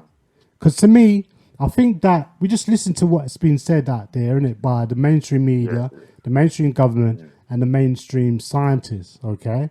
So we're just getting a barrage of misinformation or disinformation or, just information from them, right? Yeah, because don't they have test kits now? They have test kits. No, but then they say they've got these test kits. What are they? What are they talking? First of all, the number one thing to me, the symptoms, right? When you hear them talking about the symptoms, when they first started, they said, "Oh, it's all, it's all light." But stuff. what's confusing? They said that you can have coronavirus but show no symptoms. Yeah, exactly. What the hell? So what I'm saying is, they're just conflating the thing as they go along. They're just making it up as they go along, right? Because maybe they haven't thought about every single thing in that pandemic exercise stimulation. They haven't thought about everything because they need different people to kind of challenge that. Do you get what I'm saying? If you look at the people that's sitting down, they're all bureaucrats, really, that was on that 201 pandemic event exercise. They're all bureaucrats, right? So they're going to be thinking, they are going to think of angles, right? But there's angles that grassroots people is going to think about more differently than how they're thinking about. Do you get what I'm saying? Yeah. Right? So they might not see certain things in advance because they're not looking at things from the grassroots level. No, they wouldn't. You understand? No, right? So they may underestimate some of their conclusions. Do you get what I'm saying? Right? But yeah, this one says, this is what I'm saying. So the symptoms that they give you are wide and varied, right? And then, like you said, they tell you that you could have no symptoms, but still have it. Doesn't make sense either, right? But then they tell you that that's number one. Number one, look at the symptoms, right? And look at what they're saying. They give you a whole range of symptoms, a whole range, right? Yeah. I think, and then they said, oh, it's a light virus. It's not an aggressive virus, right? And, but then it kills. They're adding new things to it as well, to the symptoms. Because Right. I've been hearing on the radio, they're saying that you could get runny nose, you can get like a bloody nose and stuff, right? And you can even, they're just adding new things while they go along. Yeah, because they're inducing the phobia into people, isn't it? Right? Yeah, that's what it is. So people are gonna self-isolate. They're gonna self-assess themselves, and they're gonna They're gonna just really. They're gonna self-analyze themselves, isn't it? Where they're gonna think that they got the coronavirus. Yeah, because look, where do people get their information from? They get it from BBC and Sky News and these so-called experts. Yeah. So anything they've been programmed, they actually believe it. They're not going to question it, are they? And that's the problem. But yeah, anyway, brother, I'm just going to sign off. Yeah, no problem. Great show, brother. You know, I've been tuning in and locked in. Yeah, man. We just got to stay safe and protect our families, man. Absolutely. And we need to come together as people now in these serious times. Because if you look at black people, you know, we're very individualistic. We don't thinking about the community or anything like that. I just hope it kind of brings us closer together, this situation. I mean, have you seen that yourself since this pandemic? Say that again? Hello? Have you like seen a difference in the black community in terms of coming together since this pandemic? No. You haven't. Fair enough. All right, brother. No. Okay, man. Yeah, fair enough. That says it all. Yeah. All right, brother. All right, then. Man, you've been great. You're great talking to you, man. Yeah, man. Appreciate it. If Yeah. we're not in lockdown, by then. If we're not in lockdown. You know that. That could happen, innit? Yeah. All right. Okay. All right. Thanks for your one. Yeah. Thanks. That's for Mac 1. So look, just checking the time. It's 5:31 Greenwich Mean Time. All right. So I covered a lot of stuff. All right. Just got less than 29 minutes left, and I'm gone. Right. So I still got a lot of stuff to talk about. Never enough time. But again, this article, I had to touch on this because, like I said, the two things that was really probing in my mind is the symptoms and the testing equipment and how they evaluate the coronavirus. How did they analyze the coronavirus? They're saying that the coronavirus is several viruses. It's a new virus, and there's several viruses. You can't identify what the virus is because it's new, and there's multiple of viruses in this one virus. Okay, but yet they're telling you what the symptoms are, right? Very, very quickly they was telling you, oh, they know what the symptoms are, right? Without actually properly, thoroughly investigating, analysing it. This is what I'm thinking anyway, yeah? And the second thing is, how can you test something that you don't know what you're testing? You get what I'm saying? So how do you know these testing are adequate or appropriate or up to the job? They measure the correct diagnosis. Right? I'm not a doctor. I'm not a scientist. But I'm not stupid. You know what I'm saying? Right? And I think most of you out here are not stupid, right? And that you're quite endeared into questioning and challenging things, I'm sure, right? But this article said, State of the Nation. I had trouble trying to get this article, but it says there, they're calling every case of influenza and flu death COVID-19. This is posted March the 22nd, 2020 by State of the Nation. And they also say they don't even have a reliable diagnostic test for determining the presence of this particular coronavirus. Nor have the medical authorities provided a precise coronavirus identification and quantification data that proves COVID-19 actually exists. But why? Then it's got here, here's why pandemic, forensic and circumstantial evidence proves multiple acts of bioterrorism to manufacture an apocalyptic pandemic and stage an unparalleled panic. Key point. Given the reality conveyed by the title of the preceding link, it ought to be obvious why the authorities cannot release a single fact or vital truth about COVID-19.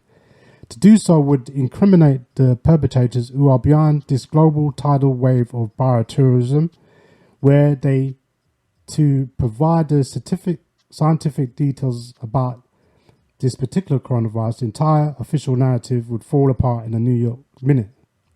The London-based international banking cartel and the New York City financial terrorists, example Goldman Sachs, know this full well. After all, it's their flat money that funds all the scientific research institutions, medical centres, university laboratories and testing facilities that could ferret out the truth and tell humanity. Everything now points to multiple bioterrorist attacks being conducted around the globe, 24/7. China, Iran, Italy and South Korea were the initial targets of these naked acts of bioterrorism for obvious reasons. And it says there, see dates of first COVID-19 infection and chain of transmission point to 3 separate bioterrorist attacks in China, Italy and South Korea. There's another reason why both government officials and medical authorities have been so evasive about COVID-19. It's the integral piece of coronavirus syndrome, the ultimate genocidal bioweapon system. Okay? That's me telling you that, right? Sayshara. Radiating, permeating, and emanating through speech and action. In full gear, automatic traction, exposing the illusions, the lies, and all of the distractions. You've just entered the Sayshara zone. Yeah, Sayshara back on the set here in southwest London, England, United Kingdom of Great Britain and the UK. Sorry, Great Britain. The title is United Kingdom of Great Britain and Northern Ireland. Alright. So I've got a couple more articles I might have to look at. And then I'll be out of here. Alright, so I hope you find certain things. I'm not trying to tell people what it's all about because I don't really know. It's all over the place, isn't it? Yeah, but I'm just giving you hints, little like tidbits and little clues, little pieces to the puzzle. You work out for yourself, okay? I'm sure if you do your own research, I know all the people out there, they're probing out there. They want to know. They want answers. They want to know. They want to keep on top of what's going on. They don't want to be left behind, right? Okay. And it's good to be well informed around what's going on out here, right? We've got all this technology, which need to come together and use it to our best ability to be able to help us to move ourselves going forward. All right. So we talked about the Event 201 scenario, a pandemic tabletop exercise that they did in October 2019. We talked about the public-private corporation for pandemic preparedness and response that facilitated these different groups for the Event 201 that covers the stimulation of the pandemic on viruses, right? We also talked about the connection with Bill Gates in India, or the Gates Foundation and India, and the relationship that they got with the Prime Minister of India. And that was kind of interesting. We looked at the map, the coronavirus map around the world. And you can track that live. This one, I never touched on this. This is interesting. This whole blame game. Okay. And this article called True News, Final Day. It says, blame game, Chinese expert claims Washington knew. This is interesting. That's why I pulled this one up, right? Here it is. You see all these little clues. It's a blame game. Chinese expert claims Washington knew about coronavirus before Beijing. You try and work that out. You get your calculator and work that one out. You take away this from that and that from this, and you try and calculate that one out. Yeah, because it's not adding up, right? Anyway, it says there, Dr. Chen Yu Young, told a state-run TV talk show the US is developing a vaccine way too quickly. The blame game. This is actually came out in March the 20th, so it's not that long.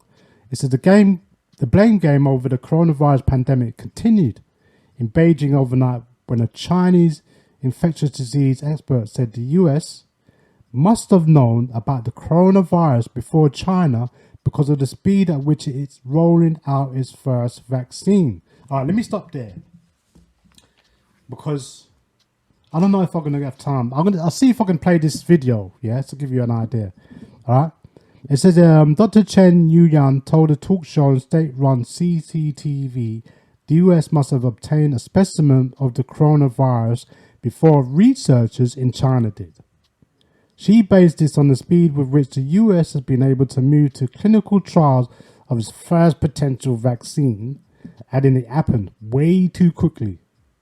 China's National Microbiology Data Center shared its first set of pictures of the virus online on January the 24th. Based on that timeline, she suggested, remember now, January the 24th, okay, this is when the world knew publicly. She said, based on that timeline, she suggested the only other possibility is that the US was skipping steps required by international law regarding vaccines. It sounds really funny, isn't it? And it's a serious thing, isn't it? Right?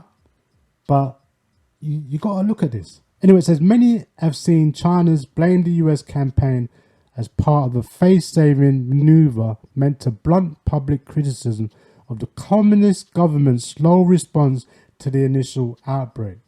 It's a move that has angered President Donald Trump and ratcheted tensions between the two countries.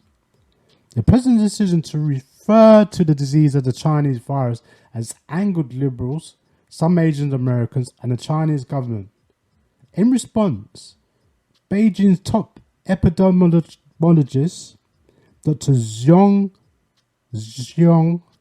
Nanxiang, said such a statement was irresponsible. It's a scientific problem. I think it's irresponsible to conclude lightly before it's clarified. China has previously threatened to cut off supplies of active pharmaceutical ingredients which many Americans are now dependent upon in their daily lives. It accounts for 95% of all US imports of ibuprofen, 91% of hydrocortisone, 80% of all antibiotics made for the USA, 70% of acetaminophen, 40% of penicillin, and 40% of heparin. Several US lawmakers have been pushing to have all API production moved to the USA. So it looks like there's some sort of, I don't know, there is some sort of tit for tat going on. And it looks like the vaccine seems to be the whole center of the attraction. And they're fighting over who wants to control the paying for the vaccine. But it's funny that there is information out there that says that the coronavirus has been patented. There's a patent US 101-307-01B2. Now, I've got a video. I might have enough time to play this video. Just to give you an heads up. Well, go on, right? It's not just about me and what I'm saying, okay? But let me see. Evil are coming in hot and heavy, and since reality often tends to imitate, if art, then certainly Hollywood. I don't know. They must have misquoted something there. Earlier today, we jokingly asked if the medical institute at Wuhan University would end up being China's version of the Umbrella Corp. As it turns out, it wasn't a joke, because moments ago it was brought to our attention, this is Zero Hedge, that in February 2017, Nature penned an extensive profile of what it called the Chinese lab poised. Oh, hold on. I just got so digi there, I just lost it. All right. Jack and Plus 500 met online. Plus 500 charmed him with its simplicity. It was Alright, so that's me getting digi there. Alright, so let's go back to this video. See what it's saying. Skip that. Alright. So this oh, what's going on? Alright, let me start this video again. Right. Right, what's happened? It's just disappeared. Alright, let me go back. Alright, let's go back. Alright. They must be knowing that before you got me clocked here, you know that. They're thinking, right, are you playing that? Why are you playing that? See, they don't want me to play that. Alright. So this video, yeah, is called Who Bill Gates Event 201 Patented Coronavirus. Okay? So I'll repeat. WHO Bill Gates Event 201 Patented Coronavirus. Alright? So basically that no, see, it doesn't want him to play. They're messing around with me. Yeah? They don't want me to play that. Okay. Right, it seems like it's on now. Let me see. Dangerous pathogens. The location of this BSL-4 rated lab, Wuhan, China. Now, by now, most of you probably already know that is where it is, where China's biolab just happens to be located. Now, the Bill and Melinda Gates Foundation, which has been predicting a viral holocaust for decades, had an event with the Johns Hopkins Center for Health Security and World Economic Forum just a few months ago, before the coronavirus outbreak, where they did a scenario called Event 201, dealing with a virus that spreads through the world and kills millions, which requires global coordination to combat it. Wow. You couldn't make this stuff up. We're coming up on a break. The Bill and Melinda Gates Foundation co-hosted a pandemic exercise in late 2019 that simulated a global coronavirus outbreak. They also just happened to fund the group who owns the patent to the deadly virus and are working on a vaccine to solve the crisis. Doesn't that make you feel warm and fuzzy? On June 19, 2015, the UK government funded Purebright Institute. They filed an application for a patent for the live coronavirus, which was approved on November 20th, 2018. Now, the Event 201, the Johns Hopkins Center for Health Security, in partnership with the World Economic Forum and the Bill and Melinda Gates Foundation, hosted Event 201, a high-level pandemic exercise on October 18, 2019. So we're talking about just, 3 or 4 months ago. A high-level pandemic exercise in New York. The exercise illustrated areas where public-private partnerships will be necessary during the response to a severe pandemic in order to diminish large-scale economic and social consequences. Wow. In recent years, the world has seen a growing number of epidemic events, amounting to approximately 200 events annually. These events are increasing and they are disruptive to health, economies, and society. Managing these events already strains global capacity, even absent a pandemic. All right, so okay, I think that's enough there. I think you got an idea what's that all about. But you notice they said that it was painted in 2018, right? Managing these events already strains global capacity. Even absent a pandemic threat, experts agree that it is only a matter of time before one of these epidemics becomes global, a pandemic with potential catastrophic consequences. A severe pandemic which becomes Event 201 would require reliable cooperation among several industries, national governments, and key international institutions. This is what they wrote about their practicing of this Event 201. The Event 201 scenario simulates an outbreak of a novel zoonotic coronavirus transmitted from bats to pigs to people that eventually becomes efficiently transmissible from person to person, where we seem to be now, leading to a severe pandemic, which seems to be where we are now. The pathogens and the disease it causes are modeled largely on SARS, but it's more transmissible in the community setting by people with mild symptoms. The disease starts in a pig farm in Brazil. This was the scenario they put forth. Quietly and slowly, but then it starts to spread more rapidly in healthcare settings. When it starts to spread efficiently from person to person in low-income, densely packed neighborhoods of some of the megacities, the epidemic explodes. It is first exported by air travel to Portugal, the United States, and China, and then to many other countries. Although at first some countries are able to control it, it continues to spread to be reintroduced, and eventually no country can maintain control. This was the scenario they put forth as they studied the spread of the virus they patented. There is no possibility of a vaccine being available in the first year. There is a fictional antiviral drug that can help the sick but not significantly limit spread of the disease. Since the whole human population is susceptible during the initial months of the pandemic, the cumulative number of cases increases exponentially, doubling every week, and as the cases and deaths accumulate, the economic and social consequences become increasingly severe. The scenario ends at the 18-month point with 65 million deaths.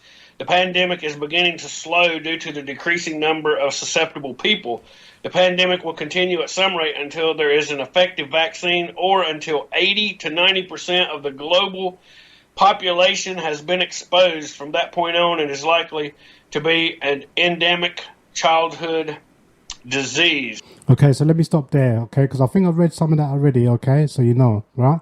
But it goes on to say, in natural news, right, it says there, YouTube deletes entire Health Ranger video channel, deletes over 1,700, right, or sorry, 1,700, right, 1,700, okay, videos, sorry, 1,700 videos in latest politically motivated censorship, purge, updated, okay, and that YouTube channel is called Health Ranger, right, so that's just, again, evidence to prove that they're trying to censor people who have a different opinion, or an opinion that's in opposition of the mainstream governments, media, and the scientists, all collaborating,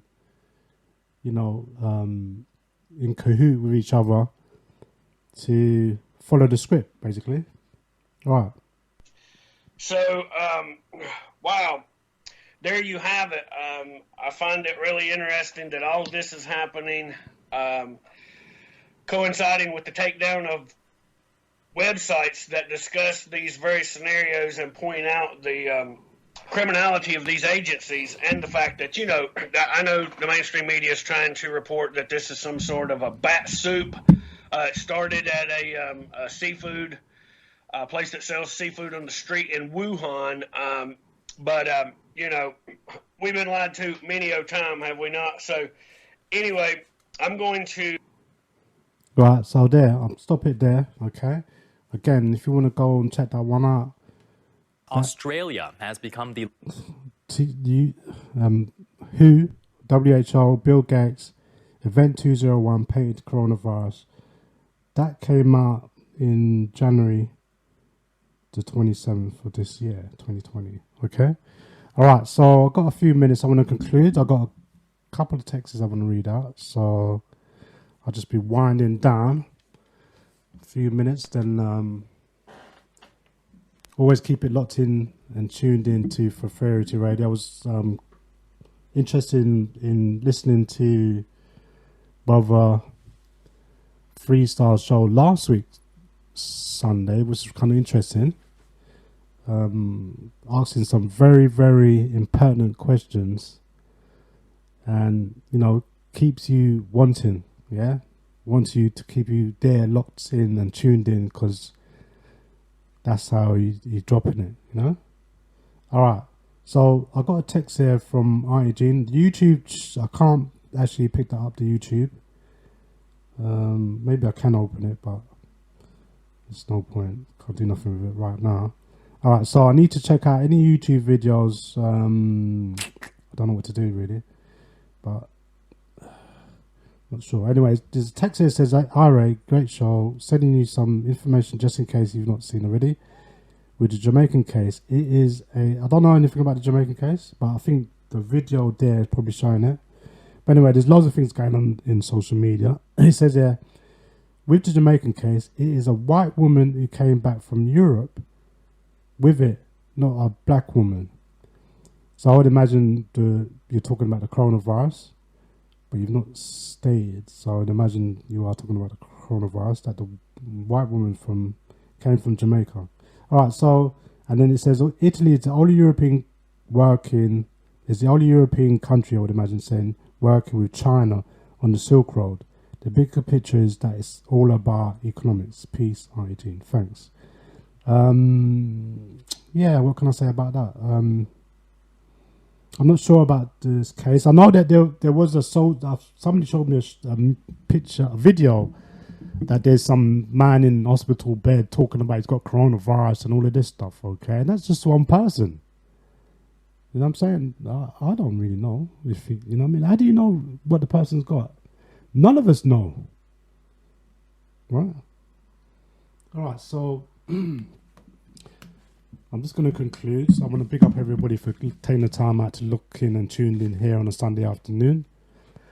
Time's coming up to 4 minutes to 6. And again, like I said, you know, there's asking the question about what are the implications, the long-term, short-term, long-term implications, and how it's going to affect us socially and economically. And so we need to be looking at that. And there's still time to prepare ourselves, okay? It's never too late, right? We can be organised and we can find things that we need to do to prepare ourselves, okay? To take the necessary precautions, preventions, and provisions, right? So I've been talking about a little bit about the government around the world and look at how they're acting and saying that governments are responsible for whether it's an accident or whether it's intentional, right? That they have to pay for the mass devastation and the long-term economic consequences and social consequences that whatever government has to be held accountable for. Someone has to be responsible for the reckless action. We know that the top developing countries and G7 and G19, the European Union, NATO, the United Nations, the Alphabet Gang, the international community, big corporations, multi-transnational corporations, the internationalist, globalist elite, the philanthropists, the ruling class elite who have the power and influence to affect people's lives, and that it's difficult to detect and identify when information is highly censored, when censorship restrictions to have freedom of speech and expression is almost non-existent, because what you have is places a massive conspiracy against the mass population of the world that says that there's only one narrative. All opposing narratives have to be suppressed and shut down. So can you trust your government? Question. You got some top-level governments that act like magicians. They're always playing tricks on us, mostly behind our backs in secret corridors and meeting. And if you can imagine, just think, meditate, the whole wide world is a stage, a theatre, and millions upon millions of taxpayers' money goes into these productions, similar to how a film is produced whenever there is a mass event.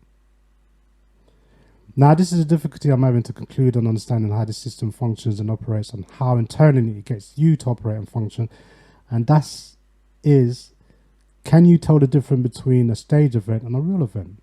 Because these people you are dealing with in the high echelon of societies across the globe invest in chaos, destruction, disorder and confusion, so they have to act differently from most ordinary people. They assume a class code of ethics and how they deem morality, which makes the ruling class elites highly deceptive and dangerous, mostly because they conduct world affairs in secret. All right, so just counting down.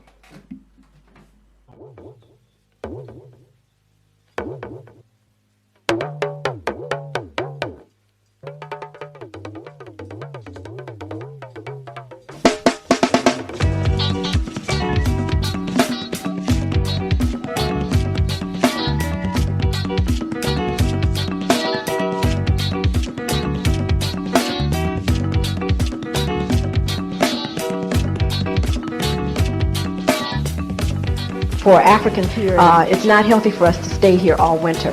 That's a real problem for us because we need intense sunlight all of the time. And the darker you are, the more vulnerable you are by staying in dim areas of the country and not getting adequate exposure. So I have found ever since I healed myself of cancer in '86 that I cannot stay here through the winter. I actually feel the strain.